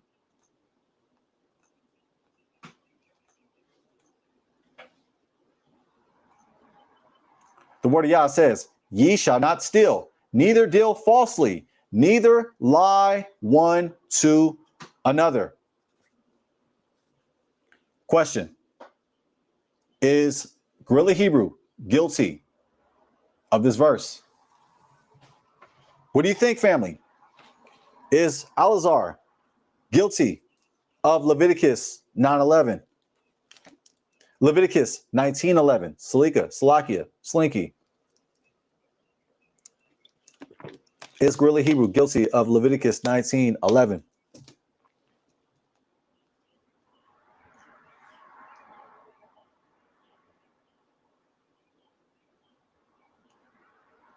All right. I like that the chat is active. Right on, hands to the plow. Thank you. Appreciate it. Appreciate it, Brother Tim. Appreciate it, 12T. All right. Consequence to violating Leviticus 19:11. Let's get it. Right here.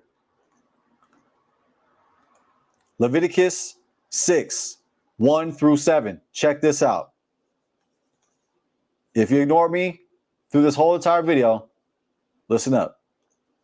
And Yahweh spake unto Moshe, saying, if a soul sin and commits a trespass against Yahweh, and lie unto his neighbor, in that which was delivered him to keep, or in fellowship, or in a thing taken away by violence,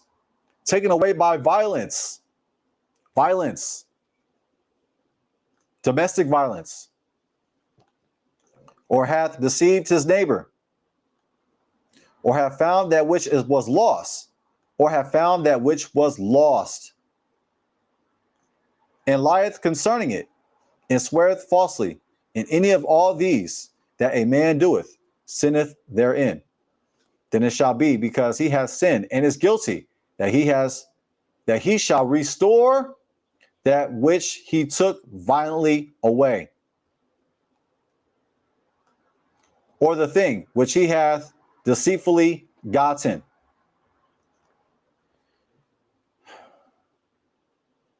We know about the allegations in regards to the tithes and offerings, the vacations, putting his wife and his children out in the street to the point where they had to be in a homeless shelter, to the point where they're having a GoFundMe because he stopped supporting them.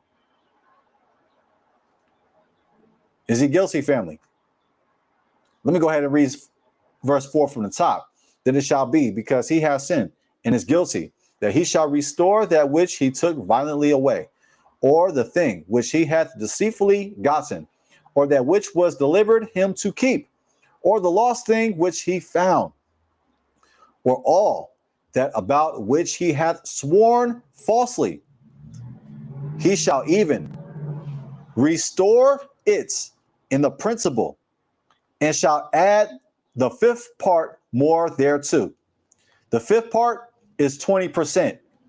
In other words, a person must restore everything that they took, everything that they damaged, everything that they neglected. They must pay full price, but on top of that, 20%,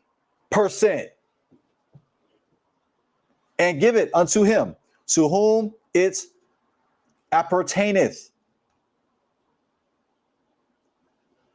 So the person you done wrong, you got to pay that person full price plus 20% in the day of his trespass offering. The trespass, I'm going to go over that this Friday. I'm going to go over the 5 offerings of the Torah. I'm going to break it down like a DJ. I'm going to break it down like DJ Rob Swift does with the 1 and 2s. I'm going to break it down kick by kick, snare by snare, hi-hat by hi-hat, family. I'm going to break it down. We're going to learn about the 5 offerings of the Torah, because we were denied in Christianity. And he shall bring his trespass offering unto Yahweh, a ram without blemish, out of the flock, which thy estimation for a trespass offering unto the priests. So not only do he have to restore the full amount, he has to pay a 20% fine, and he has to sacrifice, he has to bring an offering of a ram without blemish. Not just any old ram, but one without blemish out of the flock, which thy estimation for a trespass offering unto the priest. And the priest shall make an atonement for him before Yahweh, and it shall be forgiven him anything of all that he hath done in trespassing therein. So, if you believe that GRLA Hebrew is guilty of domestic violence, if you believe that GRLA Hebrew is guilty of neglecting his responsibilities as a father, if you believe that GRLA Hebrew is guilty of stealing tithes and offerings from Sakari, according to Torah, he must repay, restore full price plus a 20% fine on top of that. Now the ram, we're not sacrificing rams no more, so that part is done away with. However, if he is guilty according to your judgment, he has to pay full price of all the damage that he has done, plus 20%. That is the trespass offering. Now, I'm going to break it down like a DJ on Friday, so stay tuned on Friday. And family, we're going to give you the game for sure, for free, because that's how we do around here. Now, Leviticus 19:15. As we're closing with these scriptures before I open up the panel, let's get it. Hallelujah. The word of Yah says, ye shall do no unrighteousness in judgment. Hebrew highlighter. No favoritism, Bruce. I know a lot of us like GRLA Hebrew. However, Yahweh said, ye shall do no unrighteousness in judgment. Thou shalt not respect the person of the poor, nor honor the person of the mighty. But in righteousness shalt thou judge thy neighbor. That's right. Consequence. Let's go to the consequence. Leviticus 19:15 says, judge righteously, show no partiality. However, here is the consequence of violating Leviticus 19:15. Thou shalt not wrest judgment. Thou shalt not respect persons, neither take a gift, for a gift doth blind the eyes of the wise and perverts the words of the righteous. That which is altogether just shalt thou follow. that thou mayest live and inherit the land which Yahweh thy Elohim giveth thee. So perverting justice brings national corruption and instability, which sounds like our community right now. It sounds like this is what's going on right now, family. This is why we're not united. This is why we're always fighting. This is why we're always beefing over doctrine. The awakening has just started. It just started, family. All right. Let's get to the next as we close. 19:16. Leviticus 19:16. Let me go ahead and take off the echo cancellation. Okay, Leviticus 19:16. Thou shalt not go up and down as a talebearer among thy people, neither shalt thou stand against the blood of thy neighbor. I am Yahuwah. In other words, do not slander or be a talebearer. A talebearer is somebody who sells slander. They are a slander merchant. Consequence, associated with endangering lives and violating the love commandment. Let's get it. The love commandment. Let me show you. It's the very next verse. Leviticus 19:17. Thou shalt not hate thy brother in thine heart. Thou shalt in any wise rebuke thy neighbor. That's right, family. It says, thou shalt in any wise rebuke thy neighbor and not suffer sin upon him. Family, we have the right to rebuke our brother. We have the right to rebuke GRLA Hebrew. You have the right to rebuke me. This is the word of Yah. Everybody can get it. Israelite, non-Israelite, everybody can get it. Let's continue. Associated with endangering lives and violating the love commandment, Leviticus 19:17, brings guilt and divine disfavor. Leviticus 21:6 and 7. This speaks about priests. Let's get it. GRLA Hebrew is a priest. He says that he is a Levitical priest. He is a Levite. So since he is a Levite, it says in Leviticus 21:6 and 7, they shall be holy unto Elohim, and not profane the name of their Elohim, for the offerings of Yahweh made by fire, and the bread of their Elohim. They do offer, therefore they shall be holy. They shall not take a wife that is a whore, or profane, neither shall they take a woman put away from her husband, for he is holy unto Elohim.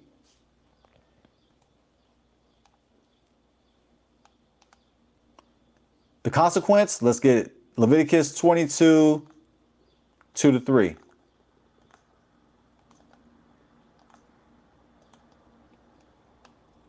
Speak to Aharon and his sons, that they separate themselves from the holy things of the children of Israel, and that they profane not my name, not my holy name in those things which they hallowed unto me.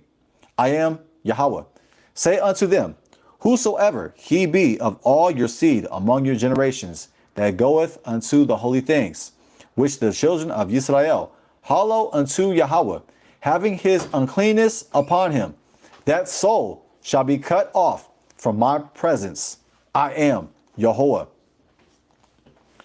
In other words, violating Leviticus 21:6-7 defiles the priest and profanes the offerings. This may result in exclusion from priestly service. Leviticus 22:2-3, which we just read. So according to scripture, he has to step down. And it says that soul shall be cut off from my presence. As we went over before, to what degree, I'm not sure on what it means to be cut off. Now, if you're cut off, can you come back in? I believe you can. However, according to scripture, since GRLA Hebrew says that he is a Levite, and a descendant of Aharon, he has to step down. And he has stepped down. That doesn't mean he can come back, but he has to step down. For it says, his soul shall be cut off from my presence. I am Yahweh. Shalom, shalom to Zoom Play. That's my brother right there. What's good, King? What's good? What's good, fam? For sure, 12T. You go ahead and send the invite. I don't know what time you go live, I may be at work, I may not, but if I'm free, I will try to get on. But yeah, I got a few more scripts from the Torah, and then I'm going to open up the panel like I promised. Leviticus 25, 1 through 3. The sin of the Lord. And Israel abode in Shittim, and the people began to commit whoredom with the daughters of Moab. And they called the people unto the sacrifices of their gods, and the people did eat and bowed down to their gods. And Yisrael joined himself unto Baal Peor, and the anger of Yahweh was kindled against Yasharallah. These verses, Numbers 25, 1 through 3, refer to sexual sin that led to national judgment. Family, I preached on this. The sermon that I did, what was it entitled? It was entitled, I forgot what it was entitled, but it was, leave them people, it was like, leave her alone. Leave them strangers alone. There you go. Leave those strangers alone. That's the title of the video, now that I remember. Leave those strangers alone. In that message, I cover Numbers 25. I break it down, family. All glory. Now, what was the consequence of Numbers 25, 1 through 3? Check it. 24,000 Israelites died by plague until righteous judgment and repentance occurred. That's the size of an NBA arena. That's the size of an NBA arena. 24,000 Israelites died as a result of sexual sin, fornication. Question: is GRLA Hebrew guilty of sexual immorality? Is he guilty of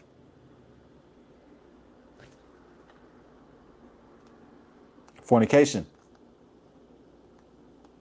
Feel free to check out those sources and come to your own decision. However, as a result, 24,000 Israelites died by plague until righteous judgment and repentance occurred. Now, I'm going to share. This is a bonus. This is not in the Torah. This is in the Tanakh. But I'm going to show a bonus. I'm going to close right here. And I'll open up the panel. Let's go to 1 Samuel chapter 2, verse 12 through 17. Follow me, family. Follow me. Follow your brother. The sins of Eli's sons. Now the sons of Eli were sons of Belial. They knew not Yahweh. They didn't know Yah. They were not following Yah. And the priest's custom. Notice it didn't say the Torah. It said the priest's custom. That's why we got to read slow. We got to chew our food slowly, family. It's a 25, not an 85. We got to come to a complete stop and keep it moving. Allegedly. Okay. Especially if you live out here in California.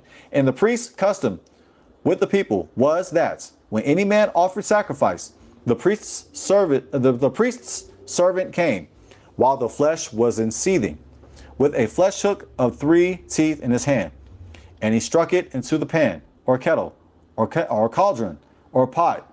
All that the flesh hook brought up, the priest took for himself. So they did in Shiloh unto all the Israelites that came thither. Also before they burnt the fat. the priest's servant came and said to the man that sacrificed, give flesh to roast for the priest, for he will not have sodden flesh of thee, but raw.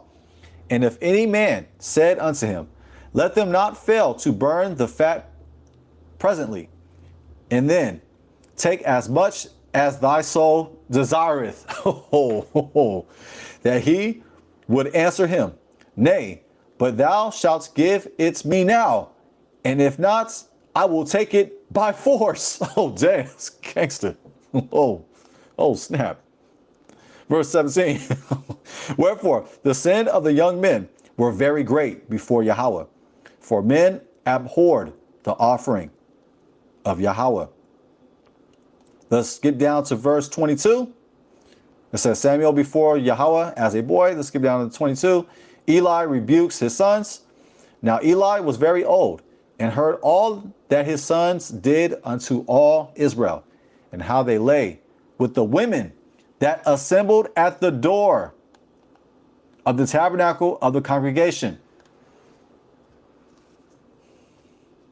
This is sexual immorality. And these are priests. Now,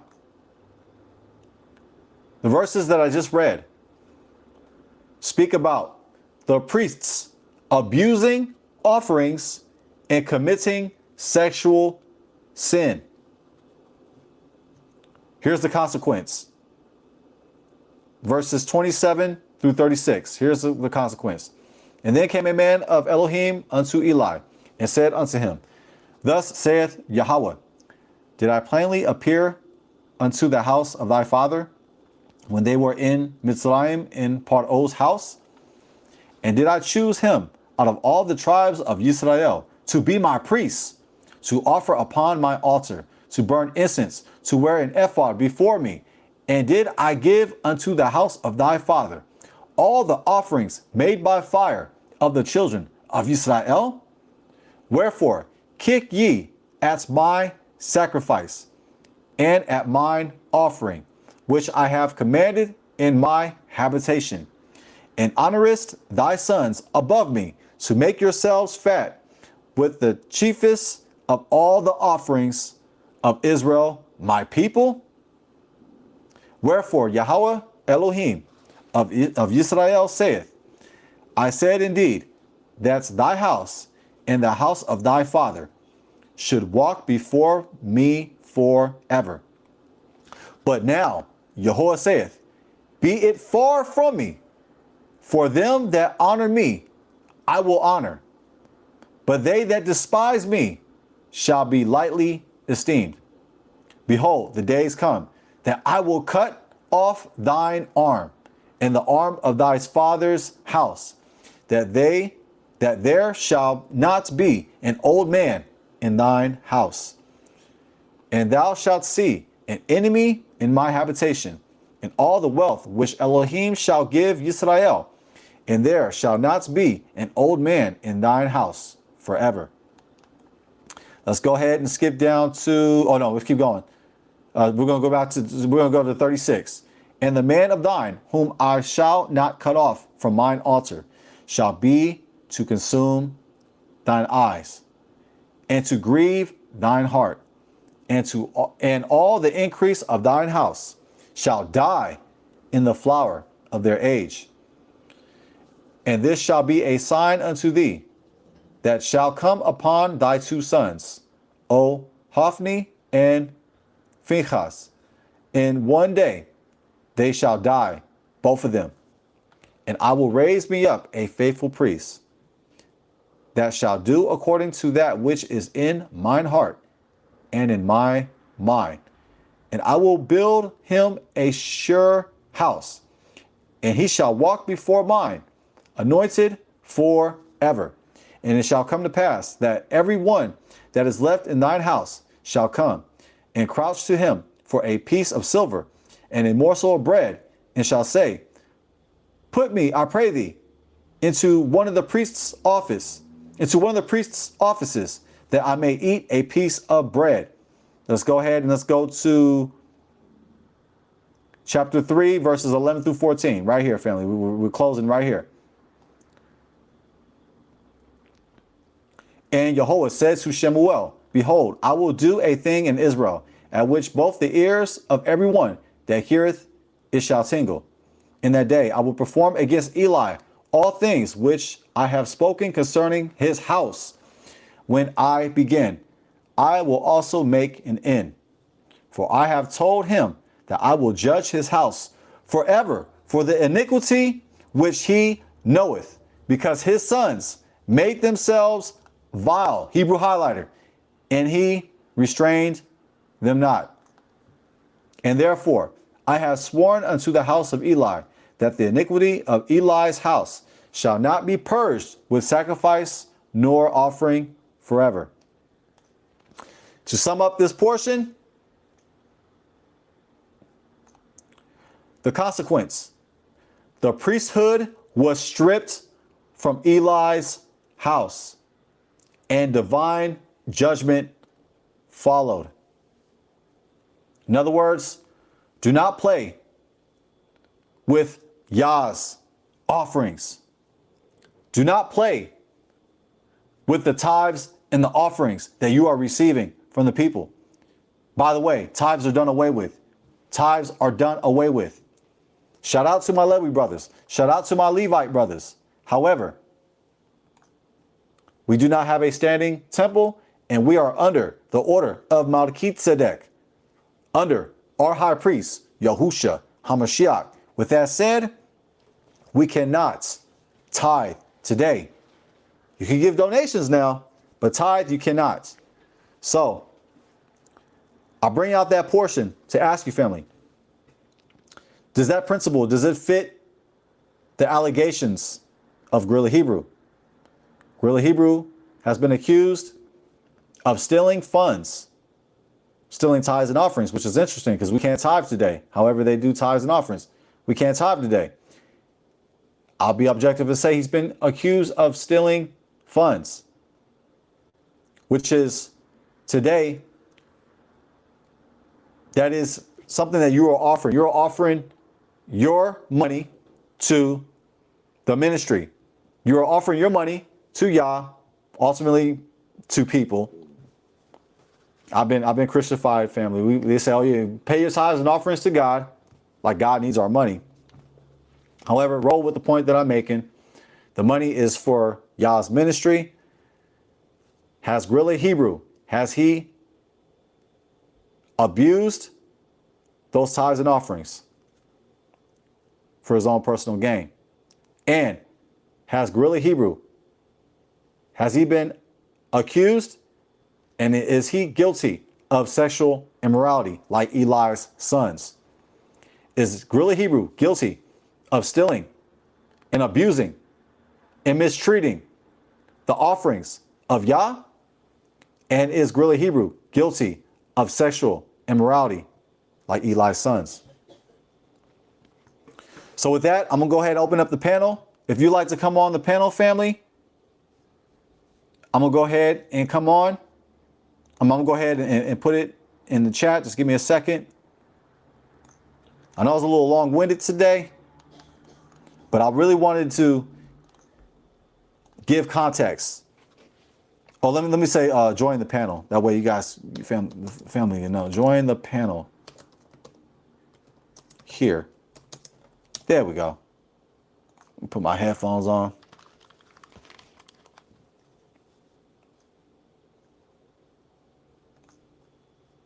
There you go, family. Feel free to join.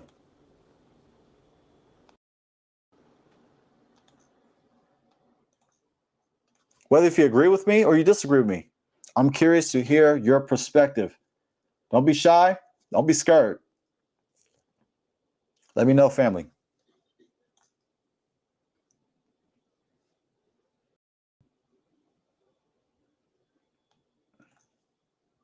While you do that, I'm gonna go ahead and check out some of these comments. I'm sorry, family. I wasn't ignoring y'all. Y'all saw me working. I was working. All right, right on, 12T.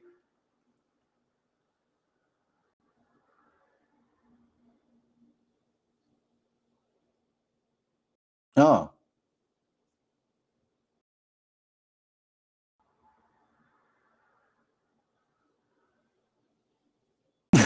Dang, Zoom play. Oh, dang. Oh, Zoom play going in.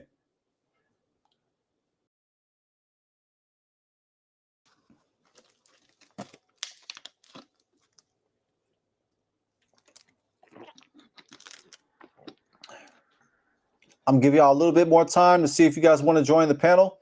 Hey, Zoom play, if you want to get on the panel, come on out.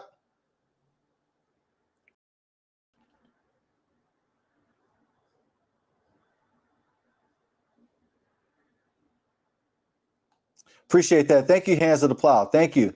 I wanted to give those Torah perspectives. To me, that was important. For Hebrew Israelites, we keep the Torah, allegedly, so we have to bring out the scripts. But yeah, Hands of the Plow, if you want to come on, fam. The link's right there. Just click on the link on screen, and we can get multiple people on screen. I think that'd be great. I think we have a guest. We got Zoom play in the building. Oh, okay, hold on one second, Zoom play. One sec. Let me go ahead and do the right thing. Zoom play in the building. Look. What's up, Ak? Hey, what's good? Yeah, should I mute my TV or mute the phone? Just mute your TV. Mute your TV. I don't hear any echo. But family, if you hear any echo, just let us know. But I don't hear you echoing at all. I have my headphones on to make sure that we're eliminating the echo. But if you're watching on the TV, cool. yeah, leave your TV on. Just leave it on, but just mute the TV. But you're good. Yeah, I just muted, man. Right now, I'm just packing away some chili, man.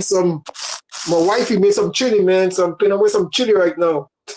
Okay, man, you're making me hungry. Yeah. Some chili, huh? Man. Yeah. and I got a pepper sauce too, man. The one I told you about, you know.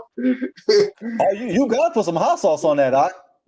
Yeah, bro, man, that's serious, bro. Some serious stuff, bro. For sure, man. For sure. Well, hey, man. Hey, but yeah. So I see that you're going in on the chat. Hey, feel free to express your opinion. Should we cancel GRLA Hebrew? Go ahead, Doc. Yeah, let me tell you something. I never liked that guy, man. From like when I came into the awakening, I watched many videos with him on the groups, like, you know what I'm saying, like preaching and stuff. And sometimes brothers will pass by and like he will try to be like all acting all thuggish with them and like, you know what I'm saying, like trying to be acting all black. Man, to be honest, I feel like he's an infiltrator, bro. Nah.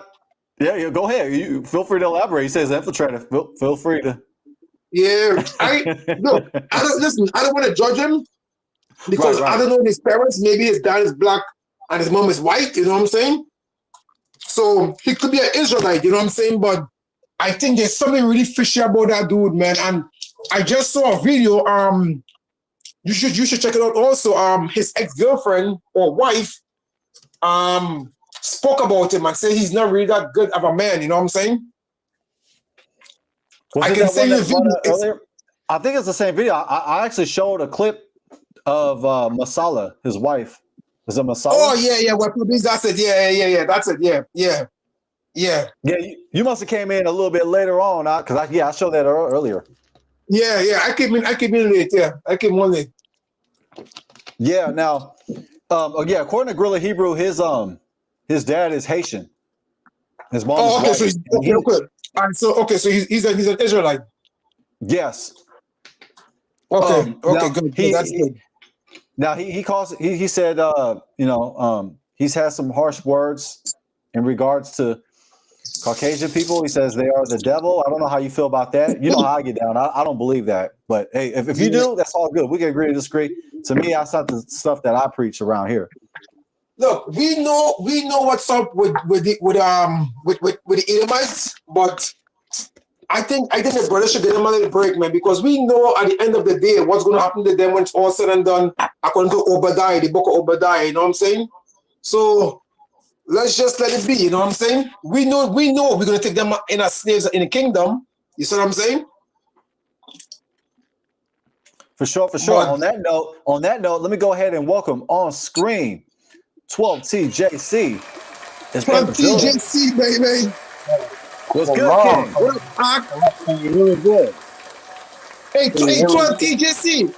I want to watch your Yeah, video, man. I know you had a video, a live stream, bro. I also watch it, man. It was like 2 hours, right? yeah. We're gonna cut that out. We're starting tomorrow. We're gonna do like an hour and a half. No, we're gonna cut that out. I got Hebrews from Africa coming there. You know, we got people coming.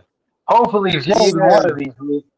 No, we're talking about the possibility of the mark of the beast. No, we know what it is, but yeah, you know, for YouTube streets, you know, you gotta say it in a yeah. certain way.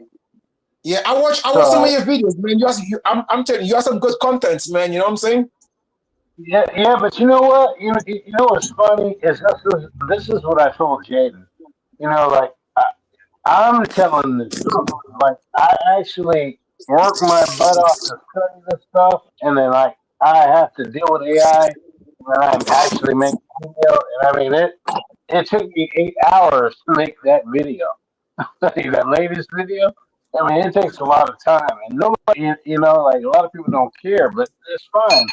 It's just like the information is true because you know what's funny is the interview that Jaden gave me several weeks ago. How come Hebrew Israelites or Judeans are bringing out that truth right now? And I mean everywhere. Albert Pike letter, everywhere they talking about it right now. But I'm just saying for context that a lot of people are talking about exactly what I said, which I studied years ago, and it's like wow. I just appreciate the confirmation. Thank you. But on what our brother Jaden is talking about with this situation, yeah, I've studied. Actually, when I got in the truth, I learned about Deacon. What's his name? Deacon Sakari, I think. Yeah, Deacon. yeah, yeah. Yeah, Deacon, yeah. I used to watch Yeah, him a lot too. that- yeah. I got his number. I'm pretty sure I still have his number, but no, Oh, like really? originally. Yeah. Because I had his number. Like because he was trying to get me a part of the group, and because I was when I was in, I just told him I'm a basic guy just trying to understand what's going on. He was trying to give me a part of the deal, and I just didn't buy. I didn't feel it, so I didn't. I mean, but like I had purchased some what do you call it, like headbands or whatever. I thought they were headbands with Yahoo on it or YHWH, and they were not. They were like Muslim headbands. And so when they came to my house, and this is before I moved out of the country, the headbands, I was like, what is this? This some like Turkic or Arab stuff? I'm like, what is this? So I threw it in the trash. You know, I messaged him first, and I was like, what is that? You know, I'm like, that's what y'all wearing? So I threw it in the trash. Um, to give a little more context about me, just so you know, my cousin died in 9/11 in the Pentagon, and the Oh only man. Negro, and Negro Indian, and or Native, whatever you want to call it, and you know, like watching that as I was in high school, and I mean, it just tore me up, and like I did not like Muslims for a long time, like a long time. I mean, from high school, so I graduated in 2002.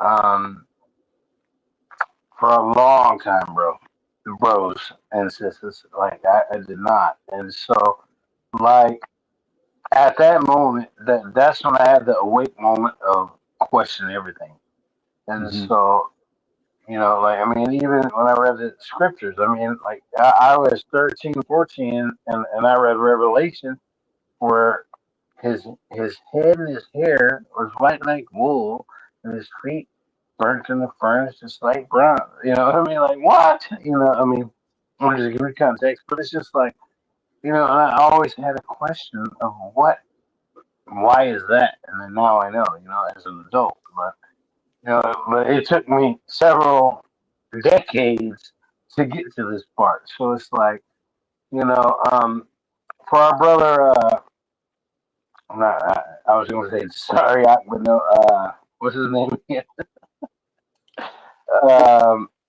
The guy we're talking about. GRLA Hebrew? Yeah, Deacon? there you go.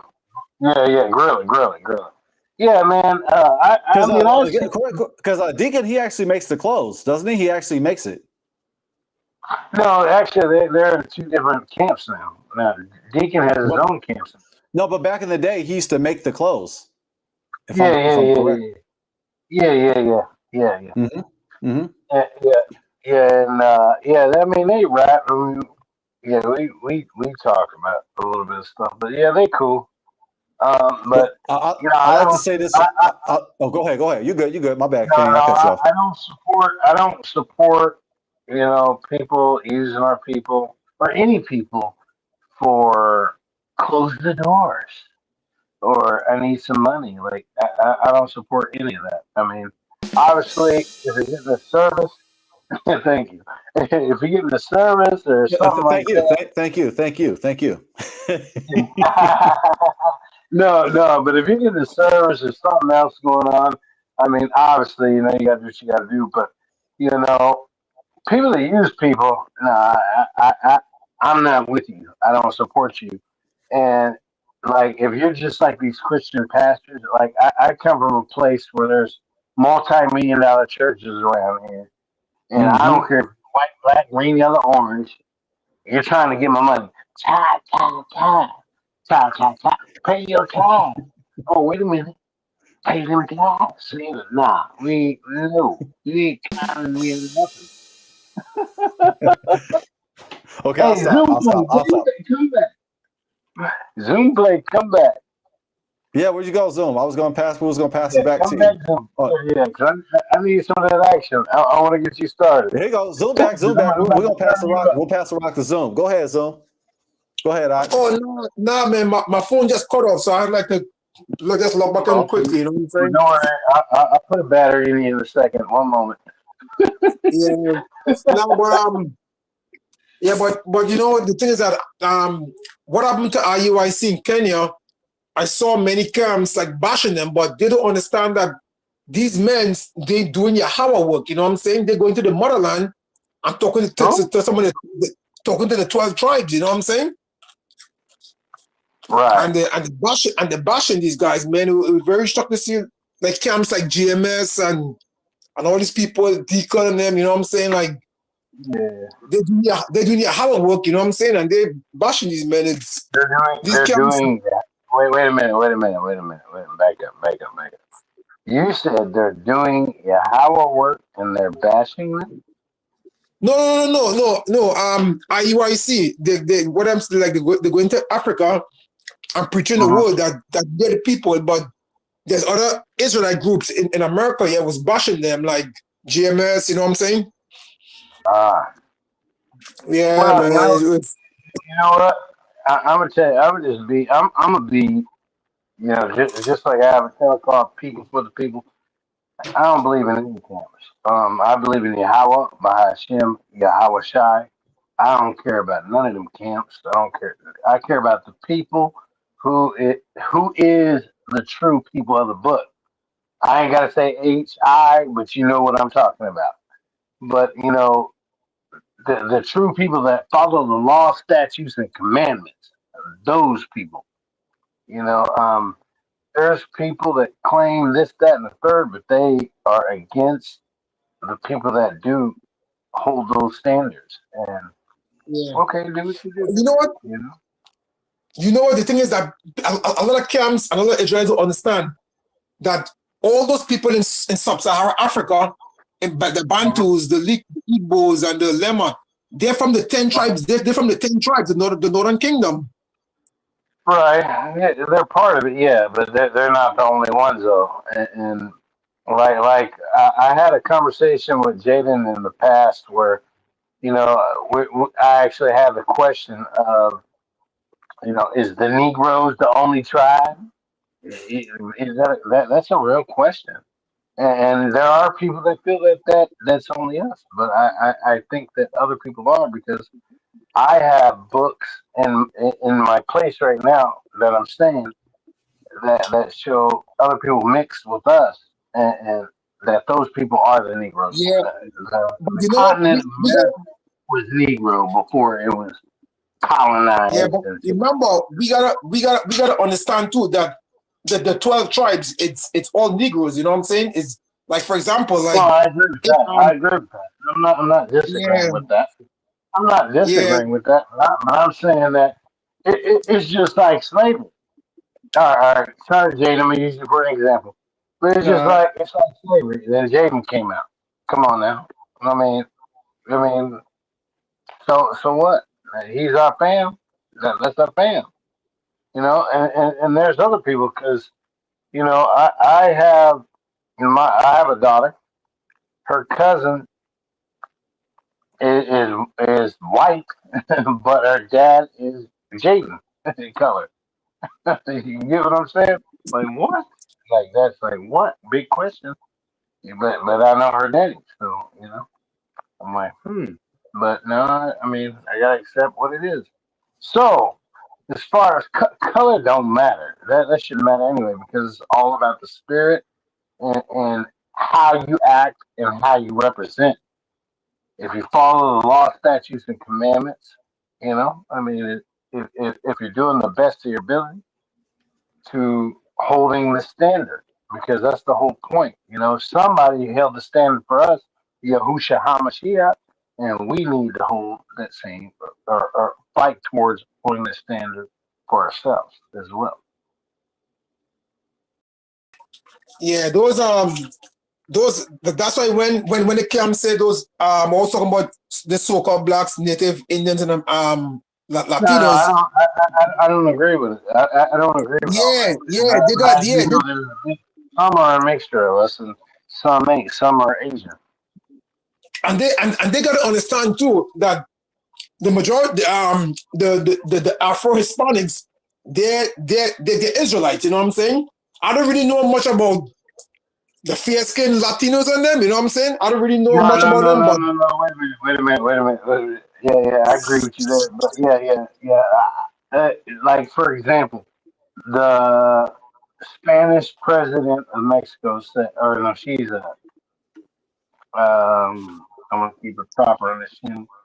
Um, well, the Star David president, the Star David president, um, she said that the original people of Mexico is the Afro Indigenous, and she yeah, the signed Afro, the yeah, seal and yeah, deal.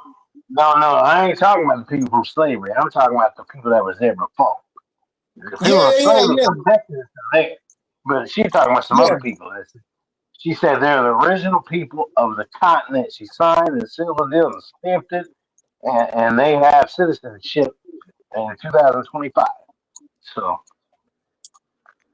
they That's do have crazy. citizenship, and I think they get money or whatever for being outcast or whatever. Finally, our people get something, but you know what I mean? It's crazy. That's wild. Yeah, But and, yeah, and no, no. by the way, family, we just have different viewpoints because there are Israelites that are Hispanic and Native American that do follow this channel. So by no means do not take any of these perspectives personally. As Israelites, we have different perspectives. But yes, I definitely Yeah, understand where you're coming from, 12C and Zoom Play. I definitely understand, but yeah. I do just The want to be only, cautious because you have other Israelites that Oh they yeah, say yeah. that No, I'm yeah, not gonna say the, there ain't no yeah. Hispanic people yeah, that but are Israelites. I don't remember, say we that. gotta. I'm not saying I'm pro Negro. Go ahead, Zoom. Go ahead, Zoom. We'll pass it over to Zoom. Go Yeah, ahead, King. no, but I'm just saying. I remember we gotta keep it real. You know what I'm saying? Like if their Well, dad is if their dad is black Negro, and their mom is white or Hispanic, then well, yeah, they're an Israelite. But if they're all Latinos, like mom and dad, they're not Israelites. And that's the pure truth. You know what I'm saying? yeah, but what about the black people that say they mom and dad is Latino or Taino? Taino means Negro. Well, first time I hearing about that, to be honest. Well, I mean, Jamaica, the Tainos. I mean, Now, well, everyone in the Caribbean, we are from the tribe of Judah and Benjamin and the Levites. You know what I'm saying? I get that, but you know, from a person who I travel just like you do, but there's people, there's Cubans, there's Mexicans, there's Cubans, Yeah, you know.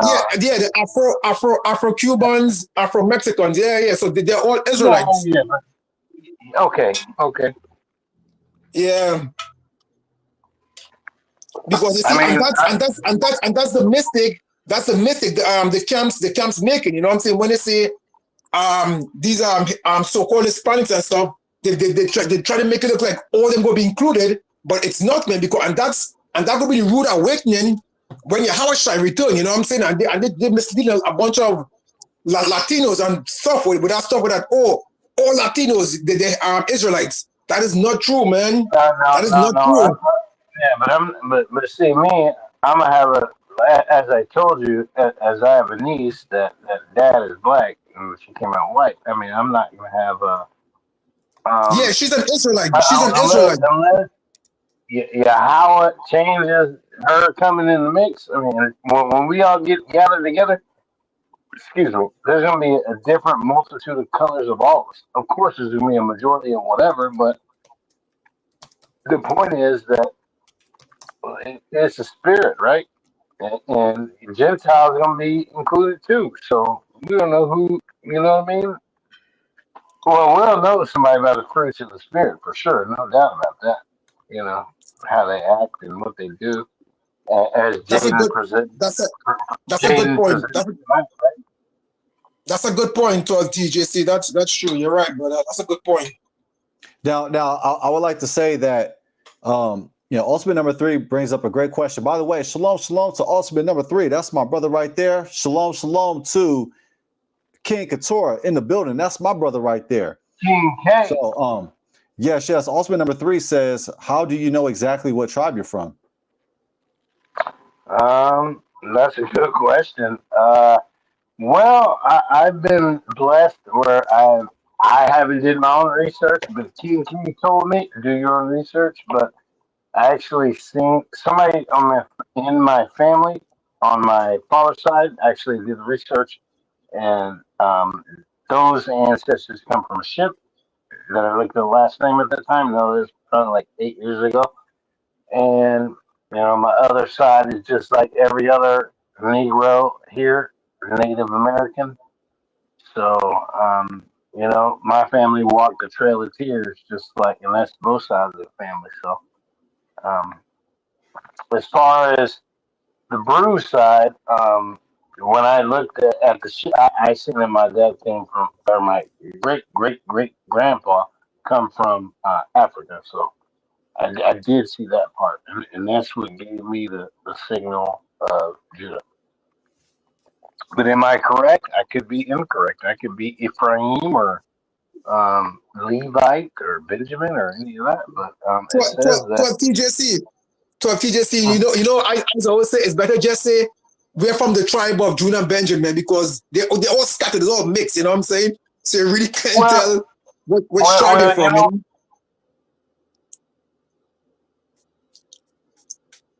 Yeah, I always say that we should just say that we're from the tribe of Judah and Benjamin, and that's it. Because we really don't know what tribe we are from. It's all mixed up, you know what I'm saying? Yeah.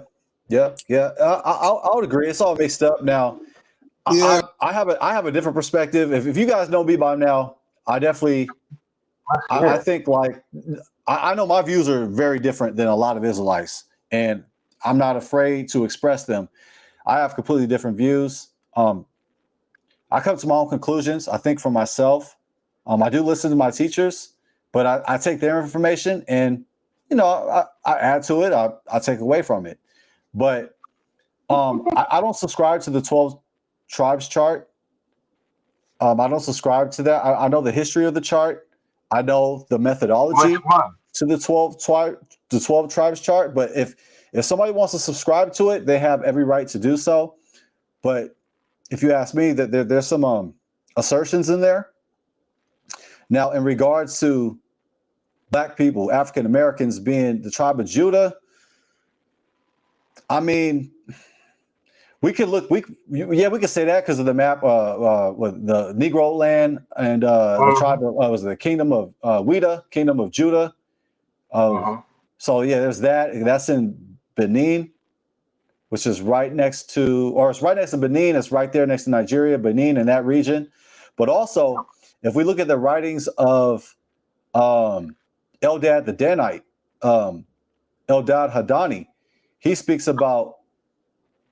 about northern tribes being in that region, being in the region of Nigeria. So what I'm saying is it's possible that a lot of us actually can be from the northern tribes. If you ask me, I don't say that. I agree with you. I agree. And you know what? Go ahead. TJC, you know what? That is true, because you know what? That's why two people. This tribe, this tribe that the camps have right now, it's garbage, because they exclude the Northern Kingdom, the 10 tribes in Sub-Saharan Africa. You know what I'm saying? And that's why I said that they yeah. So what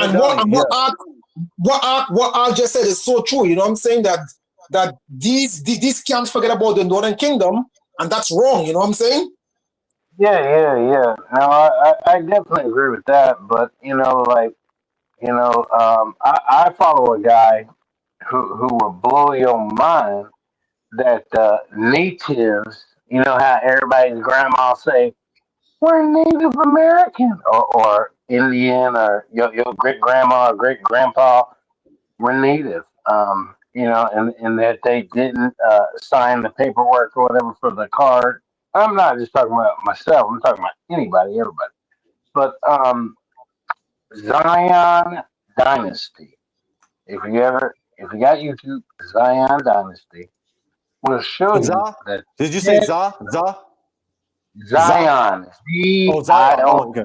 I thought you were talking about the Za, because Za Dynasty. Yeah, you can find that in Bluetooth off.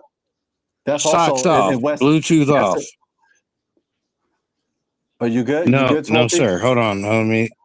Hold on. I'm trying to figure this out here. How do I get you on speaker here? Can you hear me? You sound better than you did before. Okay, cool. No, so Zion, Z-I-O-N, Dynasty, you know how to spell that. Oh, okay. And he's a brew that shows you in way many books, and I'm talking about expensive books. To know the truth, you're going to have to pay some money, but there ain't no $500 books. Let's just go with that. They put the especially the let's just I'll say it the way it is. Mormons, those people have some books that because they have some stuff that talks badly about our people, but they have some books that show that we the people of the book. And he has a lot of those type of books that you can look up and download, PDFs, all that stuff, and show you the truth of who we are. Because from what I got, even through him, but before him, I found that the 10 tribes also came to America, because as you heard King K say, you heard King Couture. Y'all remember now. Let's go back a couple weeks, 3 weeks. I think it's 3 weeks or 4 weeks. Something King like that. K said, the natives, y'all remember? The natives were sent, or the people from the boats were sent from America to Europe or all the other places, right? So y'all need to look into that. I've been looking into what he said, and it is very true. But yes, there was people that came from Africa to here, of course, but the numbers that they say probably incorrect. But the key thing is, where's the boats? If you got some proof, show me a boat. But we can see proof in their paperwork from the 1800s backwards. And that's all I got to say. I'll land my plane. I'd like to say this. Zooplay, I'm gonna pass it right back to you. Let me just go ahead and say this real quick. Now, Brother Tim says the only ones that fit have African heritage. Who had yokes of iron around their necks? LOL. Now that's a great point. That's a great point. Now I will say this in regards to the curses too. Like it speaks about one of the curses of Deuteronomy. It says, "You will betroth a wife, but another man Oh yeah, will number 30. ravage." Yeah, it will say ravage. Some Yeah, interpreted yeah, as RAPE. yeah. So it's different interpretations on that depending on how you want to look at it and get it down to the Hebrew and context and all of that. Now, I do believe that RAPE is also inferred. Does it strictly mean RAPD? I can't What do say you that mean for certain. inferred? It says I covered that a couple. No. I mean, just give me the basic meaning of inferred. What does that mean? I mean, I'm just trying to understand that part. Oh, okay. Like we come to the conclusion, like that's our conclusion that we add on it. Like it doesn't explicitly say that a man will betroth a wife and a man will RAPE her. Like we infer that it says RAPE, but the scripture Okay. I got the Hebrew. Okay. The Hebrew says to be technical. It says it's like I'm trying to remember the phrase, but it's like Shekavina. You will lay down her. Shekavina. Yeah, okay. No, I'm looking at what he just said. I'm reading what he just said. He said, "That's true. I agree. I respect and agree with truth unedited." Well, sorry, brother. Hey, brother Tim. I was one of the brothers or the Negroes that was pushing Mr. Truth Unedited to get out of that mental state of what he was talking about, because he was in churchianity at the time. And hallelujah, he listened. So thank you. Now, and I'm not saying I know it all, because I do not. I am not a pastor, preacher, any of that, but I just try to help and talk to my people. I try to share scripture. And I try to find like-minded people that believe the truth or who wants to know the truth, because, the truth is hard to find, but to hear a lie is very easy. People tell lies all the time. And if you just want to hear some mediocre stuff, I mean, that's everywhere, like you said, the only ones that fit the African heritage who had the yokes on their irons and necks. LOL. Well, yeah, I agree with that 100%. But you got to look at it like this too. You got to look at it as, okay, so the daddy would be the slave master did what to the mama? Because you have to think in the early 1900s, if you don't know, because you might be older than me, that they used to have a world circus. And then who was on display? The children, the parents, the Negro, right? But guess who was doing what to the Negro? Woman in front of the husband. And then, I mean, just all kind of immorality type of stuff. The children with the mama. I mean, you get the point. I don't need to go there, but you get the point. And that's why, like, I'm glad you brought that out. Let me say shalom to Ima, Bithia, shalom, Ima. I don't know why you didn't get the notification. Shalom. I don't know why you didn't get the notification, Ima. I posted it, but yesterday I put it on public. But let me just say this to you guys real quick, because go that's ahead. a good point. Because it says, Deuteronomy 30, a man will betroth a wife, but another will ravage her. Now, it can infer RAPE, and I say infer because the word is two words, two Hebrew words put together. It's shekavina, shekav, which means to lay down. So it's like the man will lay her down. So that's what I'm saying. It can imply RAPE, but it's not explicitly saying RAPD, but it can imply that. It can also mean RAPD. It can also mean RAPD. So what I'm saying is, I don't agree with the notion. Notice that I said notion, that a person is only an Israelite because of their father. I say that because a lot of our ancestors were RAPED by the Caucasian slave owner. So to me, that's eliminating a lot of Israelites.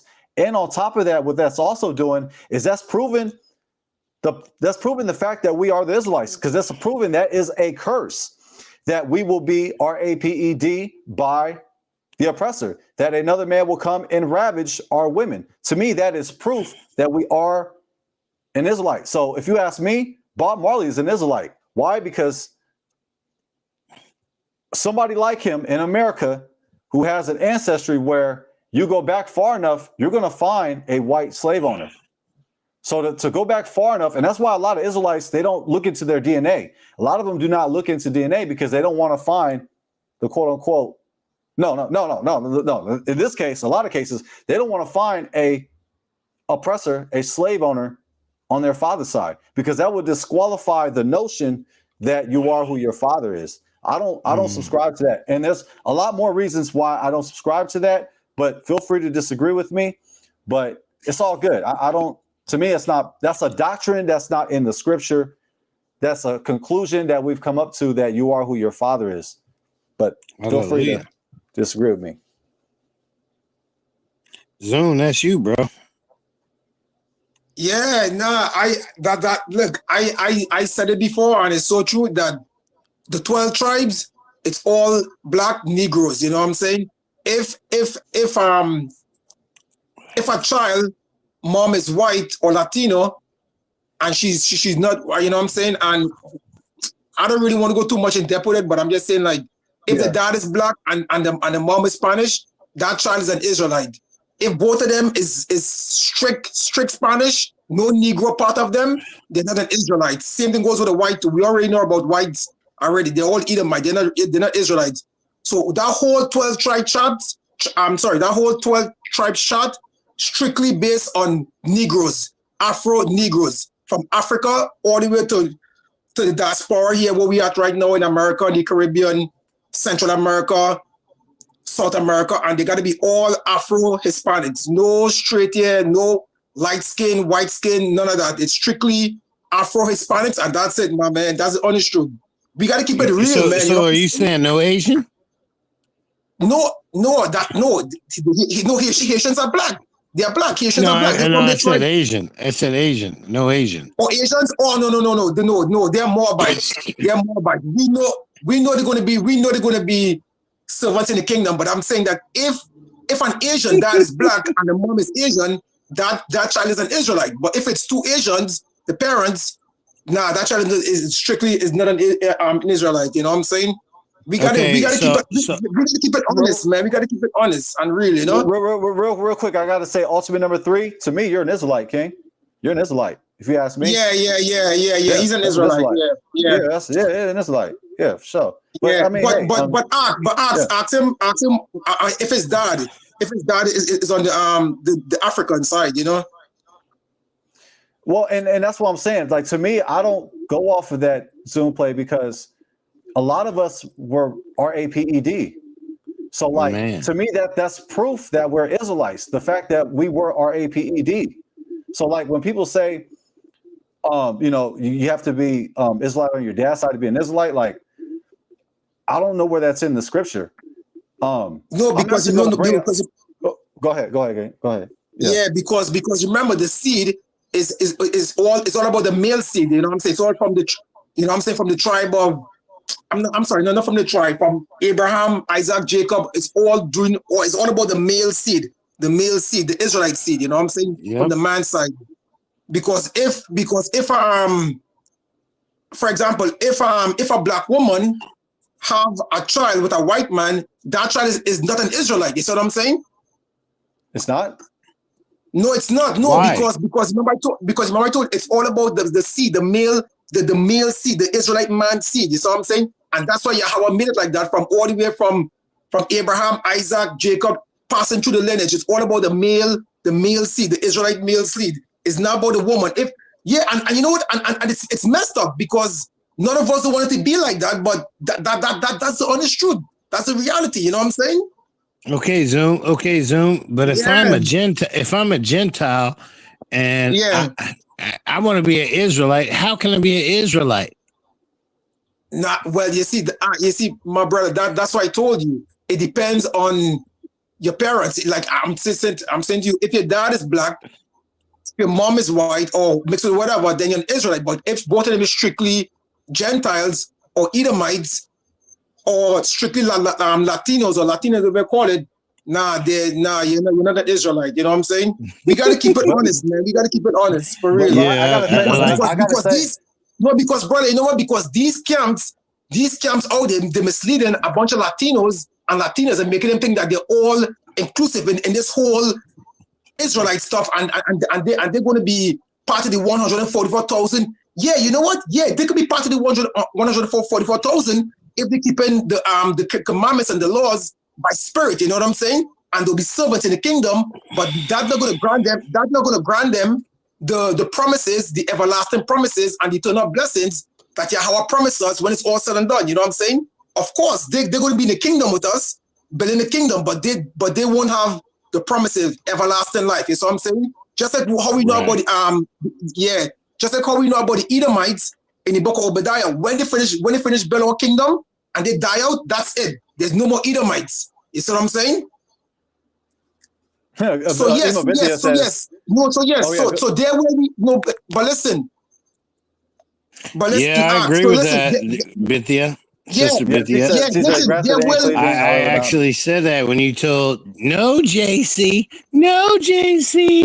and I actually brought that scripture out. And you know what? And to be honest, there will be Spanish Latinos in the kingdom. You know what I'm saying? We know they will keep on producing like how it is right now. They will never die out. They're going to be with us. But the Edomites, it's a wrap for them, man.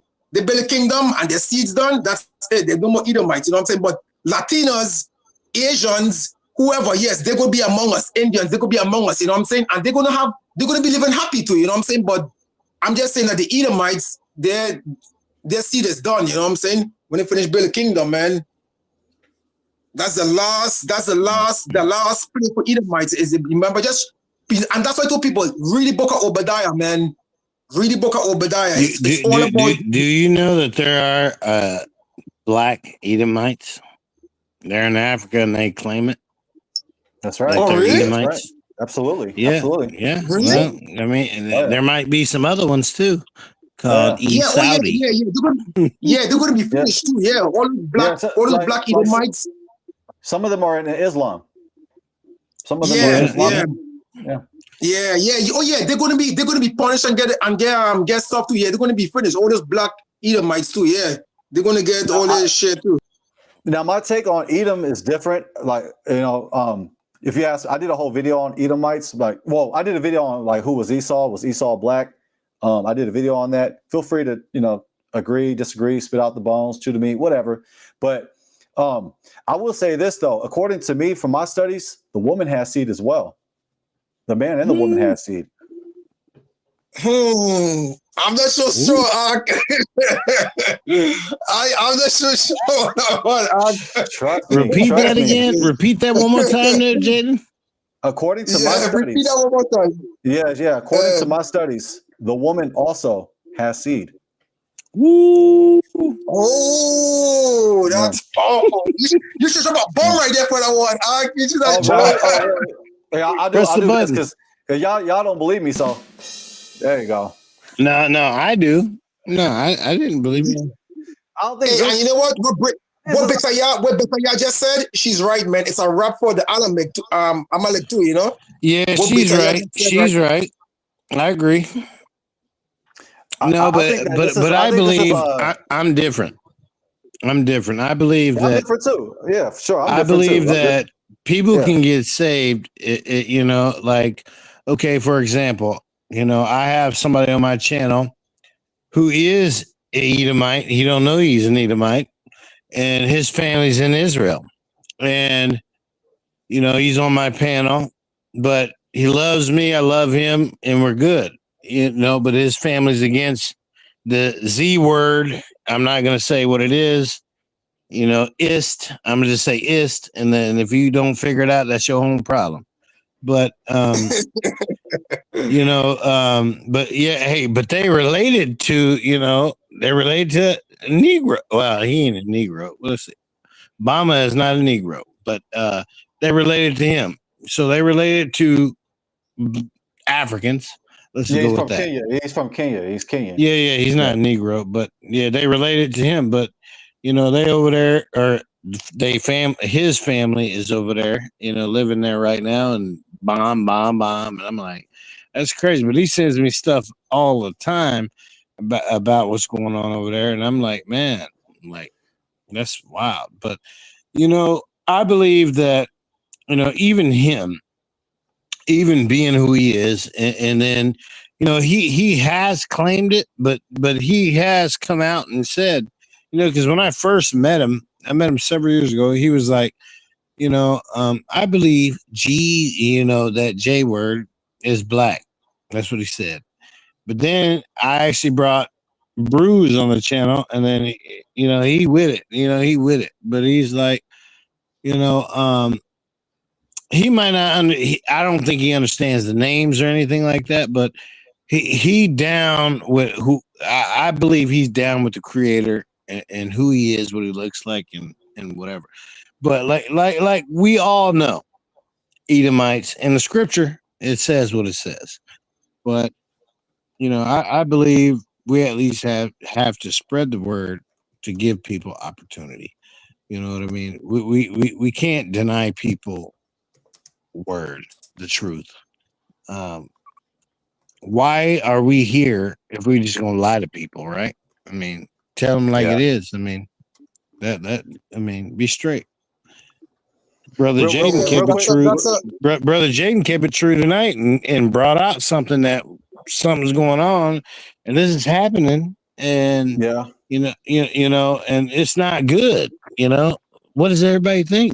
This is not cool. This should not be happening, right? So I love that he's a man of honor. I respect Jaden, a man of honor. Appreciate that, 12T. Real quick before I pass it to Zoom play, I know I'm ball hogging, but real quick, Imabithia says, women don't have seed, they are the soil. We are the soil. I was gonna say, I love you, Ima. I love you. I love you, Ima. You're my Ima. I love you. Now, this is my stance. Like when two Israelites, if your Israelite dad is from Judah and your Israelite mom is from Levite or Lewi, then the Israelite, the child will be from Judah. You are who your father is when it comes to two Israelites.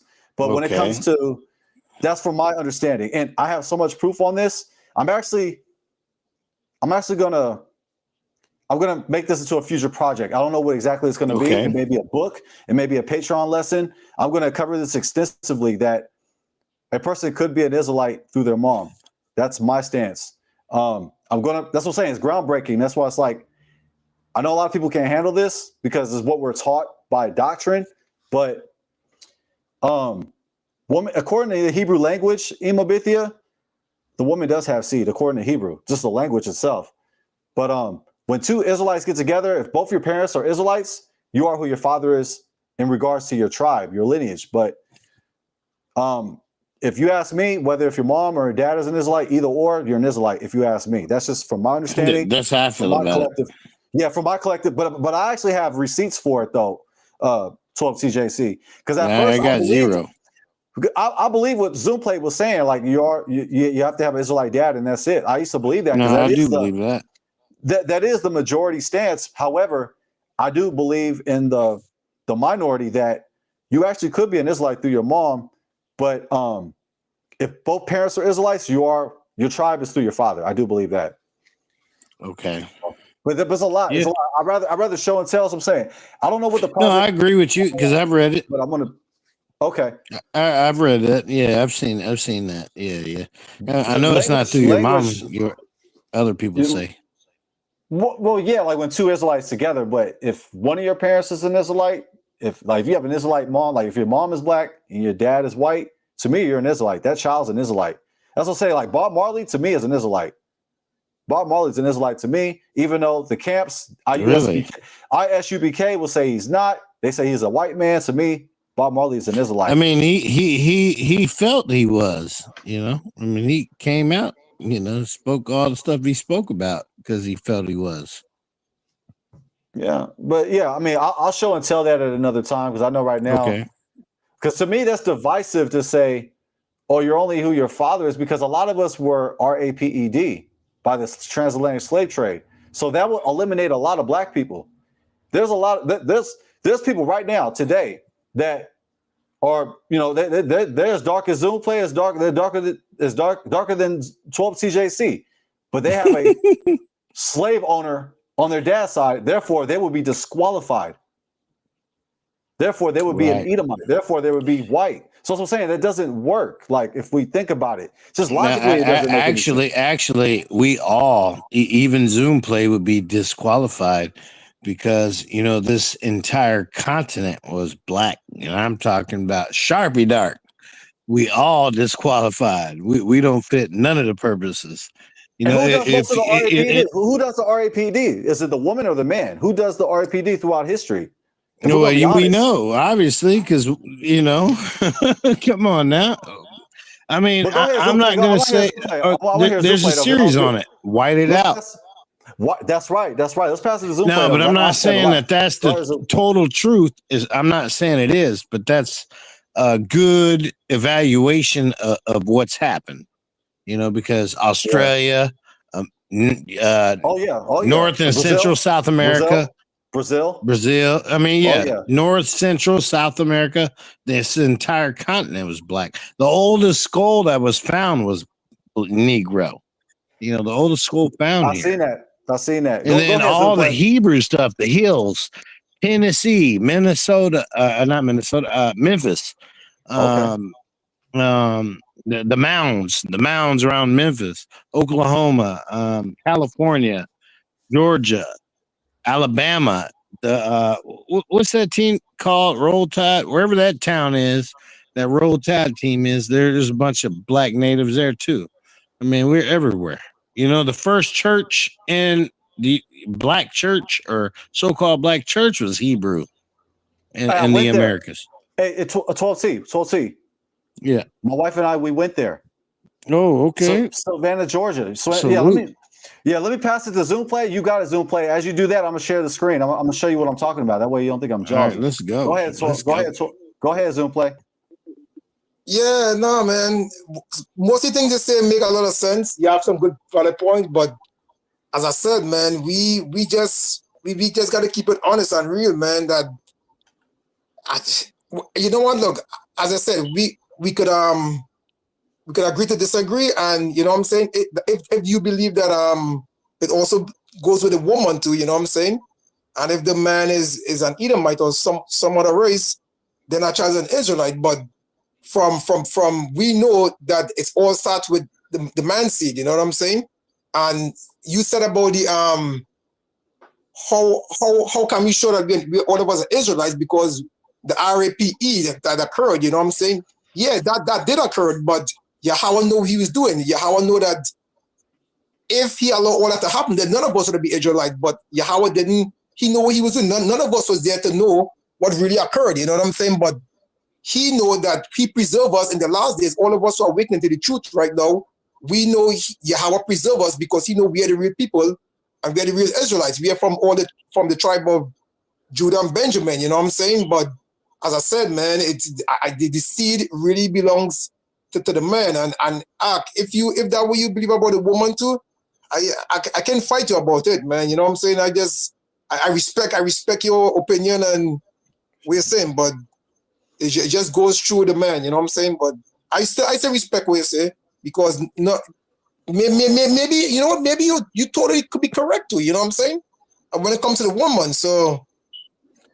Well, like what I'm saying is that what I'm saying was two Israelite parents. Yeah, your father's tribe overrules. But what I'm saying is that I have a lot of receipts. I haven't shown it. But to me, the fact that we were RAPED, to me, that is proof of Deuteronomy 28:30. That's actual proof that we are Israelites because our ancestors were RAPED, and we do have white slave owners on our dad's side.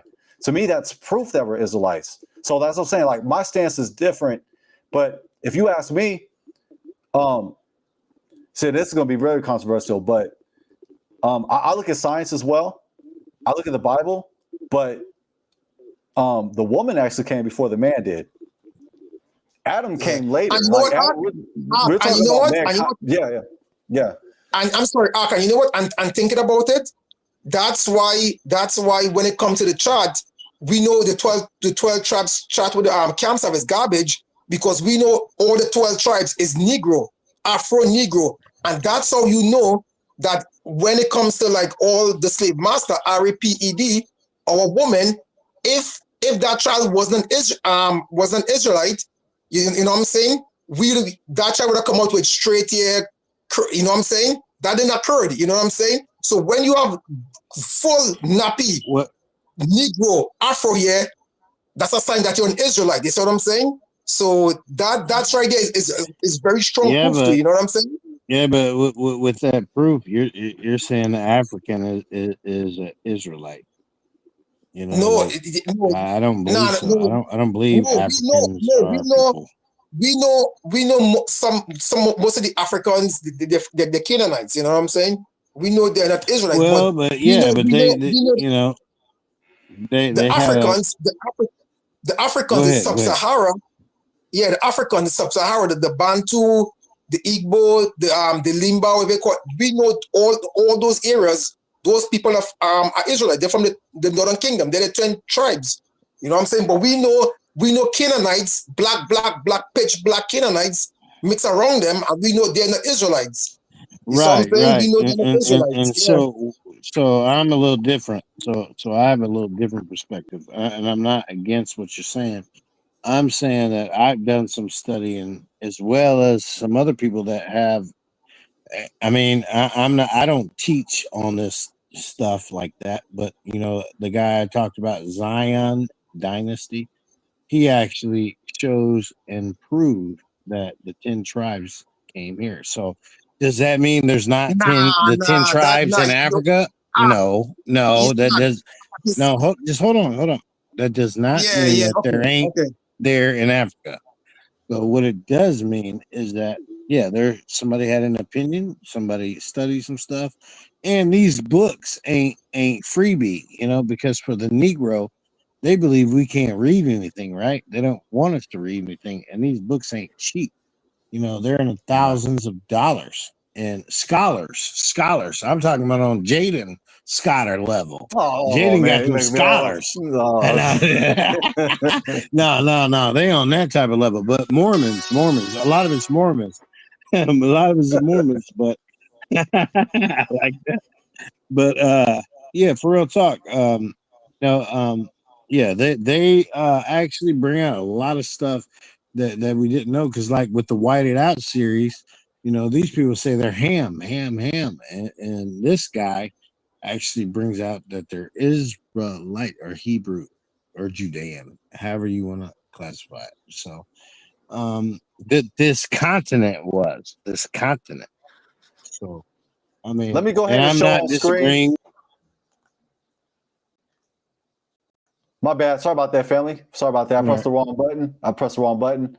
Let me go ahead. Yeah, I just wanted to share on screen. You see right there, Zoom Play in 12T, where it says Savannah, Georgia vlog, First African Baptist Church, Hebrew proof. Okay. Black Americans are Israelites. You guys see that? Yeah. So my wife and I, we went to Savannah, Georgia. That is where the First African Baptist Church is located. And it's the first black church in North America. So this is what you're talking about, 12TJC. My wife and I, we actually went here. And I'll go ahead and show a clip. All right, guys. So I don't want to give it away. What's good, family? Sorry about that, family. All right, guys. Okay, let me I'll be right back, man. All right. Oh, you got see this Zoom? I gotta show you Zoom. Yeah. I'm watching on TV. But I'll be right back. I gotta log off. I'll be right back. Okay. Yeah. Oh wow. Look at that. Yeah. That's like 12T. Yeah, like when you said that, I'm like, okay, let me just show a clip of this. Tour times, Monday through Wednesday. Maybe somebody will show up. Well, hopefully somebody will show up.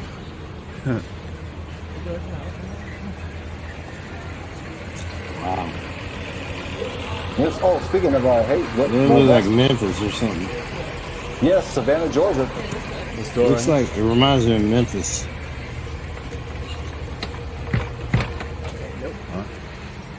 Yeah. Well, in the meantime, just read this. So check this out. We got to check this out. This is amazing, baby. The first African Baptist Church of North America, the oldest black Hallelujah. congregation in North America, began in 1773.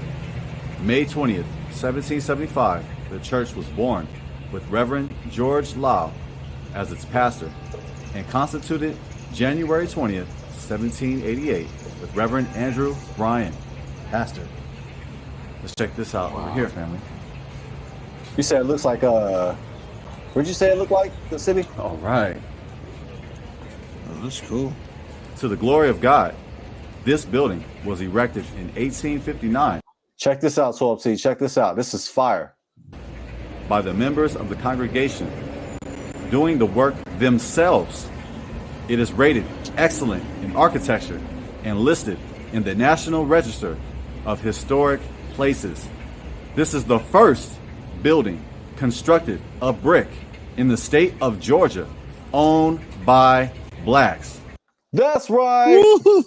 That's right. Yeah, I gotta show you that. Hallelujah, hallelujah. Fire, fire, fire. And then real Yeah, quick, let me just yeah, show you brother. the inside. Let me show you the inside, and then Yeah, we'll just please, I'll go ahead. please. Just real quick. Please. I'm not gonna show you the whole thing. But yes, Nah, it's but fire, show man. me, show me. Are we gonna be able to get Oh my photo goodness. with the holes too? Yeah. Like I know, like this is a solid trio. It's solid trio. It's like a Sephardic, but it's also got a mixture of like Aramaic, which makes a lot of sense. It also too like an Ethiopian influence as well, so, which is Wow. Yeah, right here. So the writing right here that you see is a mixture of Ethiopian, Amharic, Ge'ez, Aramaic, and Hebrew. Okay. That's proof right there that our ancestors are the people, and that we are the proof that we are the people. Because the time of Right, Hebrew, right. you could see the mixture. That's proof right there. 'Cause, I mean, if it was a strict Hebrew, I'd be a little questionable, but you can see our journey in our language. 'Cause you Yeah, see yeah. Ethiopian, you see Definitely. Aramaic. Yeah. No, yeah, I definitely see our it, journey like through Ez? the so-called natives. I know that's the oldest Bible written, Aboriginals. yeah, is. Yeah, and there's so much more writing. There's so much more writing, but there were some problems with the balcony. But I was able to get this right here. Let me go ahead and just show you right here. Made by enslaved Africans. The writing here consists of cursive Hebrew, Ethiopian, Amharic, Ge'ez, and ancient Aramaic. And by the way, the oldest written Bible that we have today is written in Ge'ez, which is Ethiopian. Yeah, Ethiopian okay. Ge'ez. Yeah, I know Yeah, the Ethiopia. oldest- Yeah. Yeah, the oldest Oldest recorded Bible is Bible that we Ethiopia for sure. yeah, and it's written in the language Ge'ez. So that's the Hebrew right there. Can I get a little bit more of a close up? My wife took this great image. Shout out to my wife. Salute, Miss Jaden. Bam. So yeah, I'll end it right there. But yeah, I just wanted to show the family that yeah, 12. See, I know what you're talking about. When you said the first African church, I had to show that. So that's all. Yeah. I'm just not objective to other people being our people. I understand that we're all mixed. I mean, heck, I'm mixed. But you know, you might look at me and not tell, but you know, if I was a color, I'd look like you. But That's you right. know, I'm darker than you, right? But you know, I'm a very mixed. But, Shout out to Ima Bithia. She said Pastor Kelly Richardson is related to one of the founders of that church. His channel is We Woke Now. Yeah, Ima I Bithia know definitely. about it. Yeah, I know about him. that's- Yeah. Yeah. Sister Well, Bithia, if you didn't watch the other show, I said I know predominantly majority of all our people online. I even know of the small people and the big people, but yeah, for sure. Yeah, like Kelly, like Pastor Kelly Richardson, she's absolutely right. You're right, Ima. That we do agree on. Now, but with Pastor Kelly Richardson in the documentary that was done by Hebrew Nation Building, it's on Tubi right now. You can watch their documentary on Tubi. It's called Reclaiming the Throne. Yeah, And in that documentary, in that documentary, Reclaiming the Throne, Pastor Kelly Richardson is in in this there. church. Yeah. Yeah, he's in this church. He's in this church. And he's breaking it down. So yeah, Yeah, I you know watched about it. 12C. Yeah, Yeah. yeah, I watched it. Yeah, Yep. I definitely watched it. It's a very good video. No, I love our people researching, and what makes it beautiful about all of this is that there's like-minded people like me who love the Most High. I mean, that's the most enjoyment and fulfillment of myself, is that when we come together and we talk about these topics or get together, because like I said, color to me don't matter, but I understand about the dad and all that. But if you love the Most High, I cannot be against you, and if you follow His rules, I can't be against you. But if you believe in that, His Son, and you're a part of that, I'll stand for you all day long. Woo, woo, beautifully said. You know what? I don't know if I don't think Zoom Play is coming back. No, he might come to my channel. I don't know if he's coming tomorrow or not, and hopefully he does. But yeah, I'm bringing some people from or they're from USA, but they live in Africa. But on my channel tomorrow, and we're gonna have part 2 of talking about digital assets in the market of beast, and obviously it's not happening tomorrow, but in time. And I wanted you to join, but I know you're Yeah. busy, but I might get you to join part 3 maybe, but you got to see what I think we have to schedule a time. I know like our times are a little different. I gotta say shalom to Ema Rita D. Shalom, Ema. Shalom, Rita D. shalom, peace Yes, and yes. blessings. I don't know when Yes, you came in. hallelujah. I don't know when you came into this live stream, Ema Rita D, but we were discussing whether Hebrew Israelites, should we cancel GRLA Hebrew or not? Open panel discussion. And also I gave Torah perspectives. I gave scriptures straight out of the Torah to help you come to the decision. Should you cancel GRLA Hebrew or should you not cancel GRLA Hebrew? So I cover all of that in the video, but it's a blessing to Well, see. I can Rita answer D. your question right now because you Oh didn't yeah, for ask me sure. that. Yeah. Oh well, we filibustered. No, Yeah, we went off into a no, whole I know. thing. Well, brother, I'm gonna be honest with you. It was worth it Like though. To last me, it was week, worth it. I can It go was on worth it. all different topics. I can go Uh-huh. what's happening right now to whatever. I will agree with you on, I don't watch him anyway right now. I mean, I don't watch any of his camps or any of that. So I don't support doing women bad or abusing or any of that stuff. And if that's what he's a part of, you disappeared, brother. Hello. Uh-oh. Are you All there? right. So I learned my lesson. I learned my lesson. When I try to multitask, it crashes. So Yeah. you were saying that, yeah, it's my Go bad. ahead. It crashes. Like when I'm doing too much at one time, it crashes. So that's on me. So you were saying that you don't watch the brother anyway. No. And the reason being is because I don't follow camps. It's a personal thing for me because it's all about the spirit. It's your heart for one, and if and I'm not saying that he's incorrect or correct. What I'm saying is things I've seen that were incorrect that I can't follow. And with the camp doctrine, okay, hey white boy, get on the floor, kiss my feet, blah blah blah. No, I'm not with that. I don't care if it's in the scripture. I mean, if it's in the scripture, y'all gonna do it, not me do it. So that's a little different. And a lot of them camps, they with that nonsense, and I'm not for that. Yeah, and it's not that I'm just like peace, peace, peace.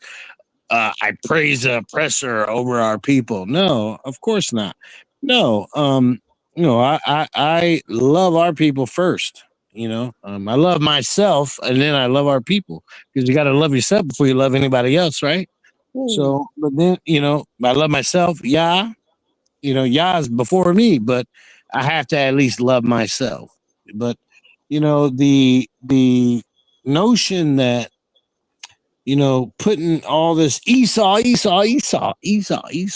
Well, all white people are not Esau, and I'm not going to claim that they are. Thank you. They're a limited number of people, and that would be. I'm not going to say the name because I'm not getting you blocked.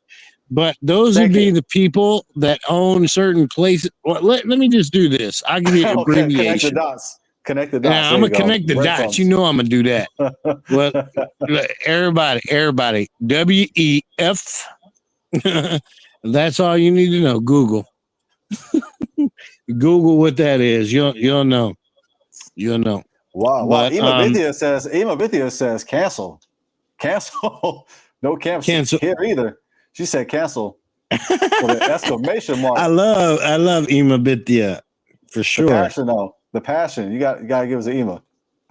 Yeah. I mean, why do that to? I mean, and then at one moment they'll love one of our people, next moment they're like clowning them, and that's my problem. Is like, how can you praise one of your people and the next man like disown your people? I mean, yeah, and then you disown your own blood just like you do. Technically, we all related. Is everybody don't know? All nations are related. All nations are related. Yes, some got mixed with some other people that are. What do we? How can I classify that, Jaden? So some would say they're not considered human, though. Well, okay. Well, some people got. Well, let me just do it like this. Hue means color, mankind. So you got people that are extremists and say, well, certain people are not human, which, Ima Bithia already on it. Look, you see the laugh? You see it? I'm not even gonna highlight it. She's fired. Well, yep. I'll just say like this. I'm gonna be respectful. I'll be respectful. Okay, people. I'm talking about. I don't care if you Gentile or Judean or whatever, HI, whatever. Please show me some white dirt on this earth. Please show me.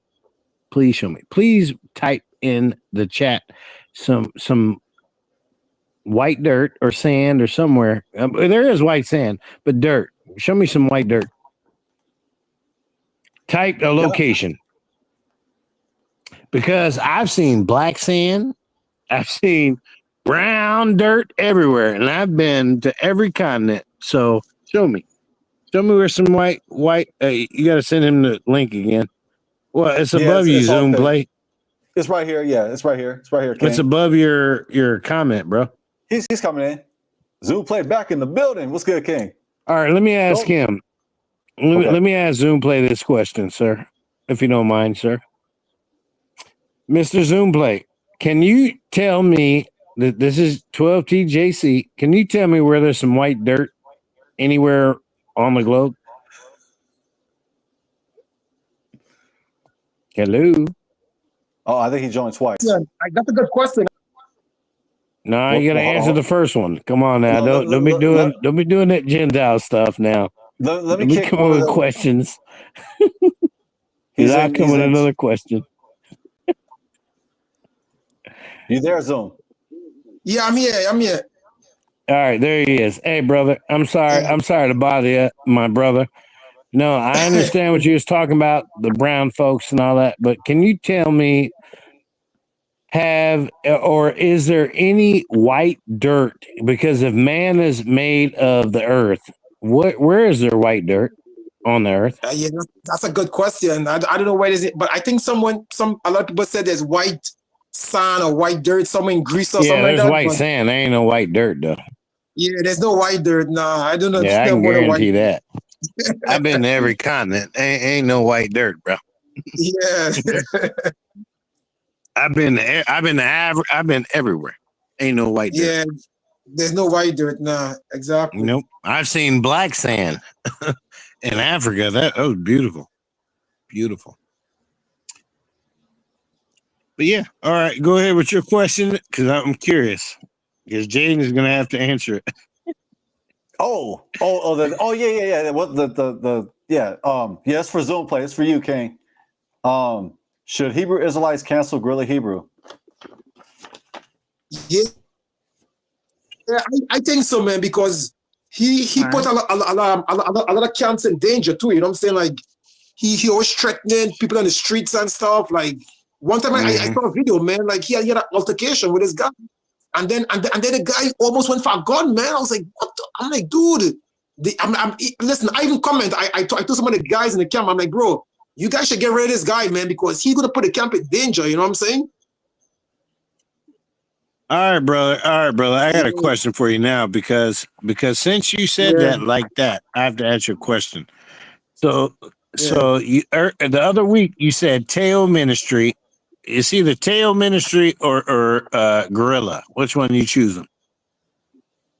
If I gotta choose either between Teo Ministry and GRLA the Hebrew, yeah, I think both of them is horrible, man. To be honest, because yeah, I know. I'm not being honest. I'm being real, man. Yeah, both of them is horrible, man. Man. Yeah, Teo Ministry he talk a bunch of nonsense, man. Like he said that that Israel and Jerusalem is in Ethiopia. It's a bunch of nonsense, man. You know what I'm saying? I don't know. We listen to me. The scriptures plainly shows exactly where the land of Canaan is. You know what I'm saying? Listen to me. You know what happened? You know what happened? A lot of people get misled with this Ethiopia stuff because what happened is that if you read is it Nabragrass, what they call it? The Nabragrass, you know what I'm saying? They said that a bunch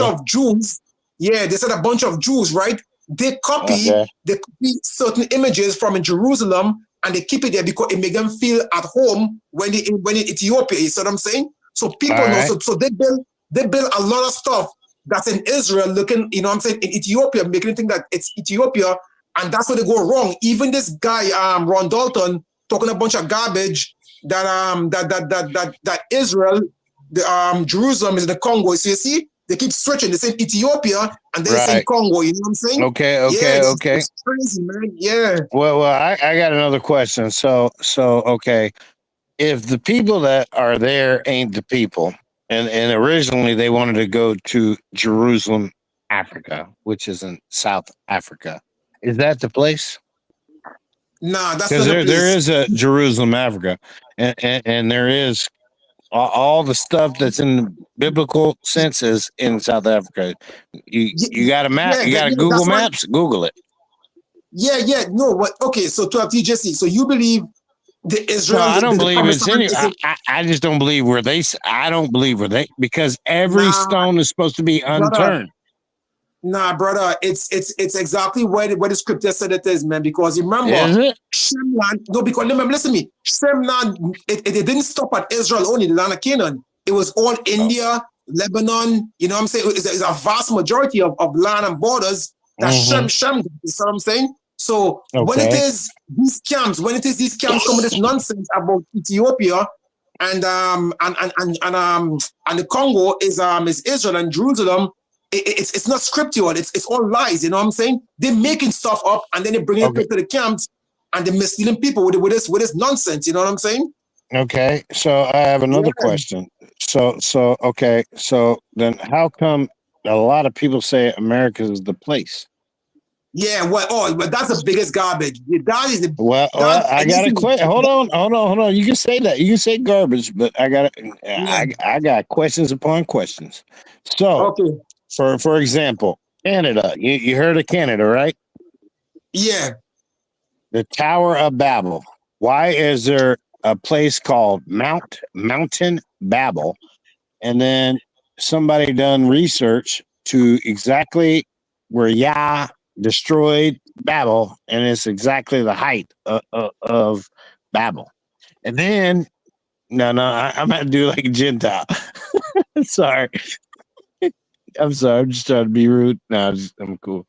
But so Utah has all kind of places that they blocked off that are supposedly Hebraic, but they blocked them off where we can go. Why is that? Yeah, but brother, listen to me. To make it simple and make it really Yeah, easy. make it simple, sir. Okay, the Romans sacked Jerusalem in 70 AD.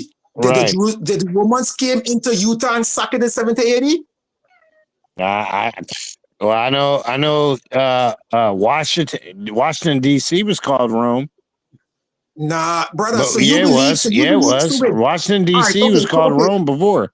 All right. Yeah. 12 TJC. So where you think? So where you think the promised land is? Where do you think Israel is? No. I mean, I'm asking I'm a going to question. say Africa. Where do you think it is? I'm not against our people for sure. I'm just asking questions. No. I know.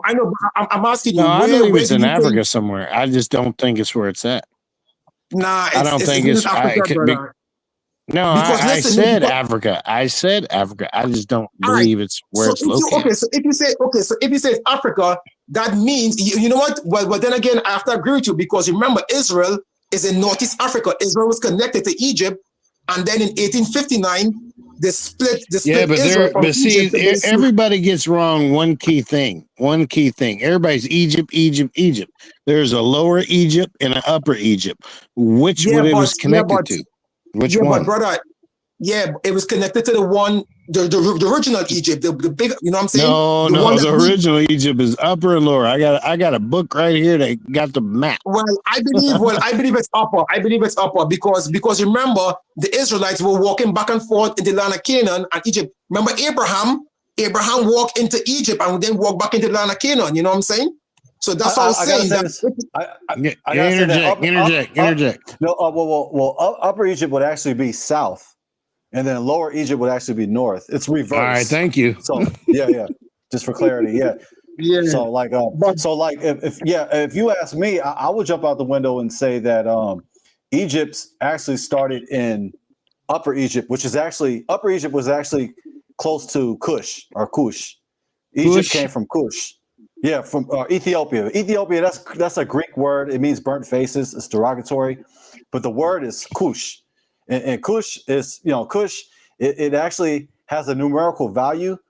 In Hebrew, that means beautiful. So, if you ask me, Egypt is like the flower of Africa. It's the result of migrations from South Africa, from the Great Lakes region, from the Congo, that went north up the Nile River and then ended up in Egypt. Because Egypt, it had the fertile land. It's called Kemet, and Kemet means land of the black. Right. It's not referring to the people. We assert that, but it doesn't mean the land of the blacks as in black people. It means the land of the black soil. Okay. So Kemet, which is similar to the Hebrew word chum, which means hot. It means black. So referring to the soil because the soil is so rich. The Nile, it overflows, it floods every year. Like the irrigation is on point. You can grow. Yeah, I agree with that. Many crops in Egypt. So because of the fertile land of Egypt, it's called Kemet, the land of the black in the Menunetta. But to answer your question, it actually started. It was a birth. It birthed from South Africa, from the Great Lakes region, from the Congo, and then reaching Kush, and then to Upper Egypt, which is actually southern Egypt, which is closer to Kush, closer to Ethiopia. And when I say Ethiopia, I'm not talking about Ethiopia today. I'm talking about the Sudan. I'm talking about the Sudan, my brothers. The Sudan. We're talking black. We're talking the blackest you can get. The Sudan. You feel me? So, Egypt originally came from the Sudan, not when I say Ethiopia, I'm talking about ancient Ethiopia. I'm talking about ancient Kush. I'm talking about Sudan today on a map, where Ethiopia is on the horn to the east. But my opinion, from the books that I've read and from my studies, it actually is. It's a birth child from South Africa, the Great Lakes region, to Kush, and then to southern Egypt, which is Upper Egypt. And then, you had Upper and Lower Egypt, and then you did have the United Kingdom at one point as well. So, but we got to remember I'm going to stamp at least 90% what you said. I'm stamping that. Right on. Man, you on fire, bro. I'll take 90%. Hey, man. Hey, no, I love it. I'm thank you, because I was trying to get you warmed up. Yeah, no, I definitely agree. You know, for me personally, you know, I don't think none of us know where it is. I think we got ideas where it is because from what I understand, and correct me if I'm incorrect, that every stone was supposed to be unturned. So there's places over there currently where they be like, oh, there's a stone here, there's a stone there. I mean, I've seen many different people going to South Africa. I've seen people go to that place and they, oh, this was here and that was there. And I understand that there's a false people, a false Messiah, all that, and people just make it up whatever they want to make up as far as buildings and things. But the key thing that I looked at is we have to look at references, and references is I'm talking about current day right now, but back then. And one thing we can't make up right now is the Americas. And I'm not just talking about the North America. I'm talking about Central America. I'm talking about South America. And as you heard me before state before, that this continent was Negroes. So if you didn't hear that, you heard it again. So do your Well, every own continent, research. if you ask me, every continent was Negro, was black, was Well, black. I would agree with Every, that for sure. yeah, I would agree every with that for continent. sure. But yeah, but Even some Europe, people got like mixed Europe, out. the Etruscans in Europe. Oh, come on now, the Etruscans. No. Yeah, it was black Yeah, folks. It was black folk. Yeah. yeah, but I even the Vikings were. But I mean, I And know they we were, got mixed. and they were persecuted, the Etruscans. Man. But yeah, Just go ahead, Zoom play. I'm gonna go ahead and Zoom play. We're gonna wrap up here shortly. We're over 3 hours and 31 minutes, man. It's a good dialogue that we're having. But yeah, go ahead, Zoom play. I'm passing the Zoom play, and then I'm gonna pass it to 12T, and then I'm gonna close. So yeah, go ahead, Zoom play. Go ahead and give your final statements, King. Yeah, no, this was a good conversation, you know, because as I said, all of us have different opinions and different ideas and different doctrines about certain stuff, and it's good, man. This is good, you know. This is how we learn, and this is how we build, and this is good. This is good stuff, you know. Good stuff. I really enjoy this.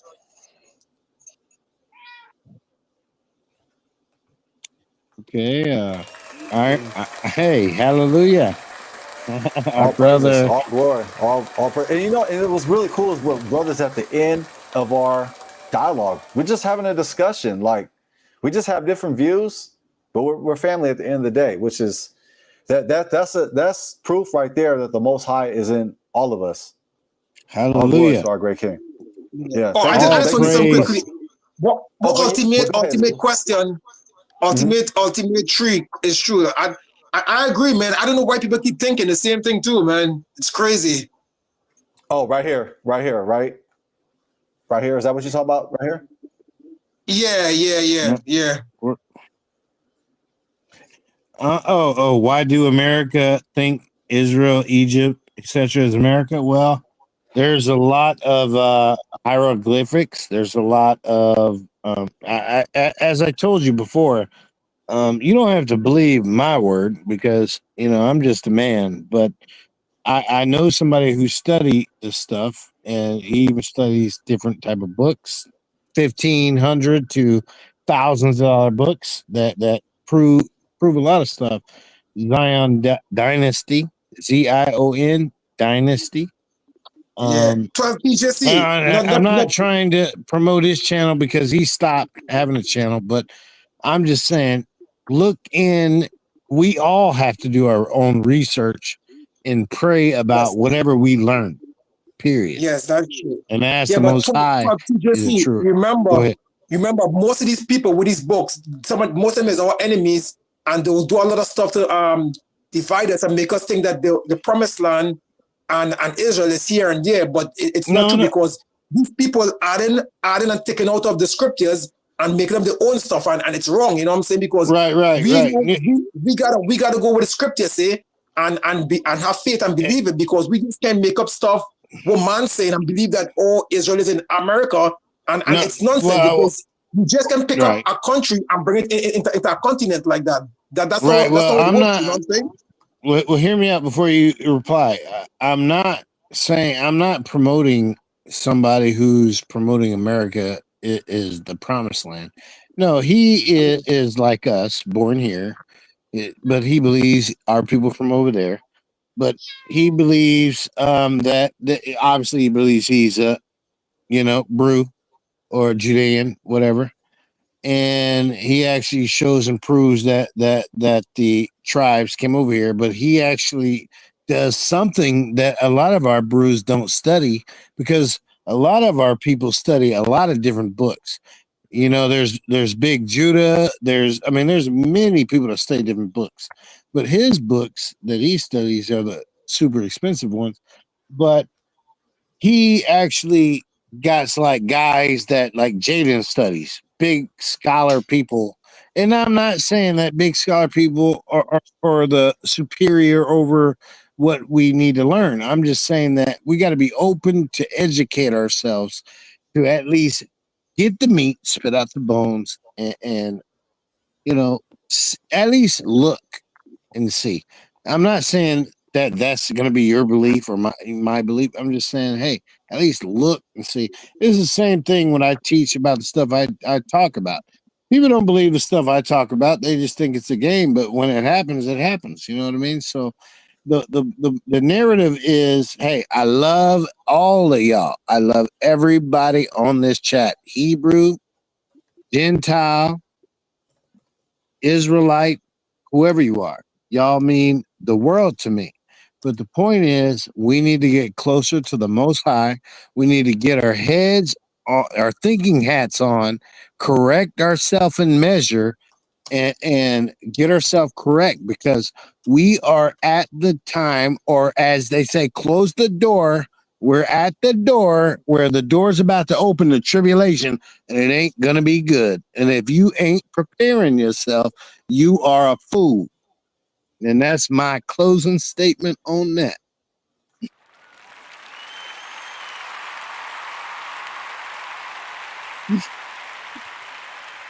Yeah, that's Fire, good stuff, fire. man. Yeah, that was fire Yeah. from Zoom Play. Fire from 12TJC. Now go ahead, brother Tim, and answer my question. He said that this is such an interesting topic. Jaden had this subject as an upcoming conversation. I asked right on King, which subject to be exact, so we can talk about it in the future. Yeah, just put in the chat exactly what topic, because we kind of talked about multiple topics.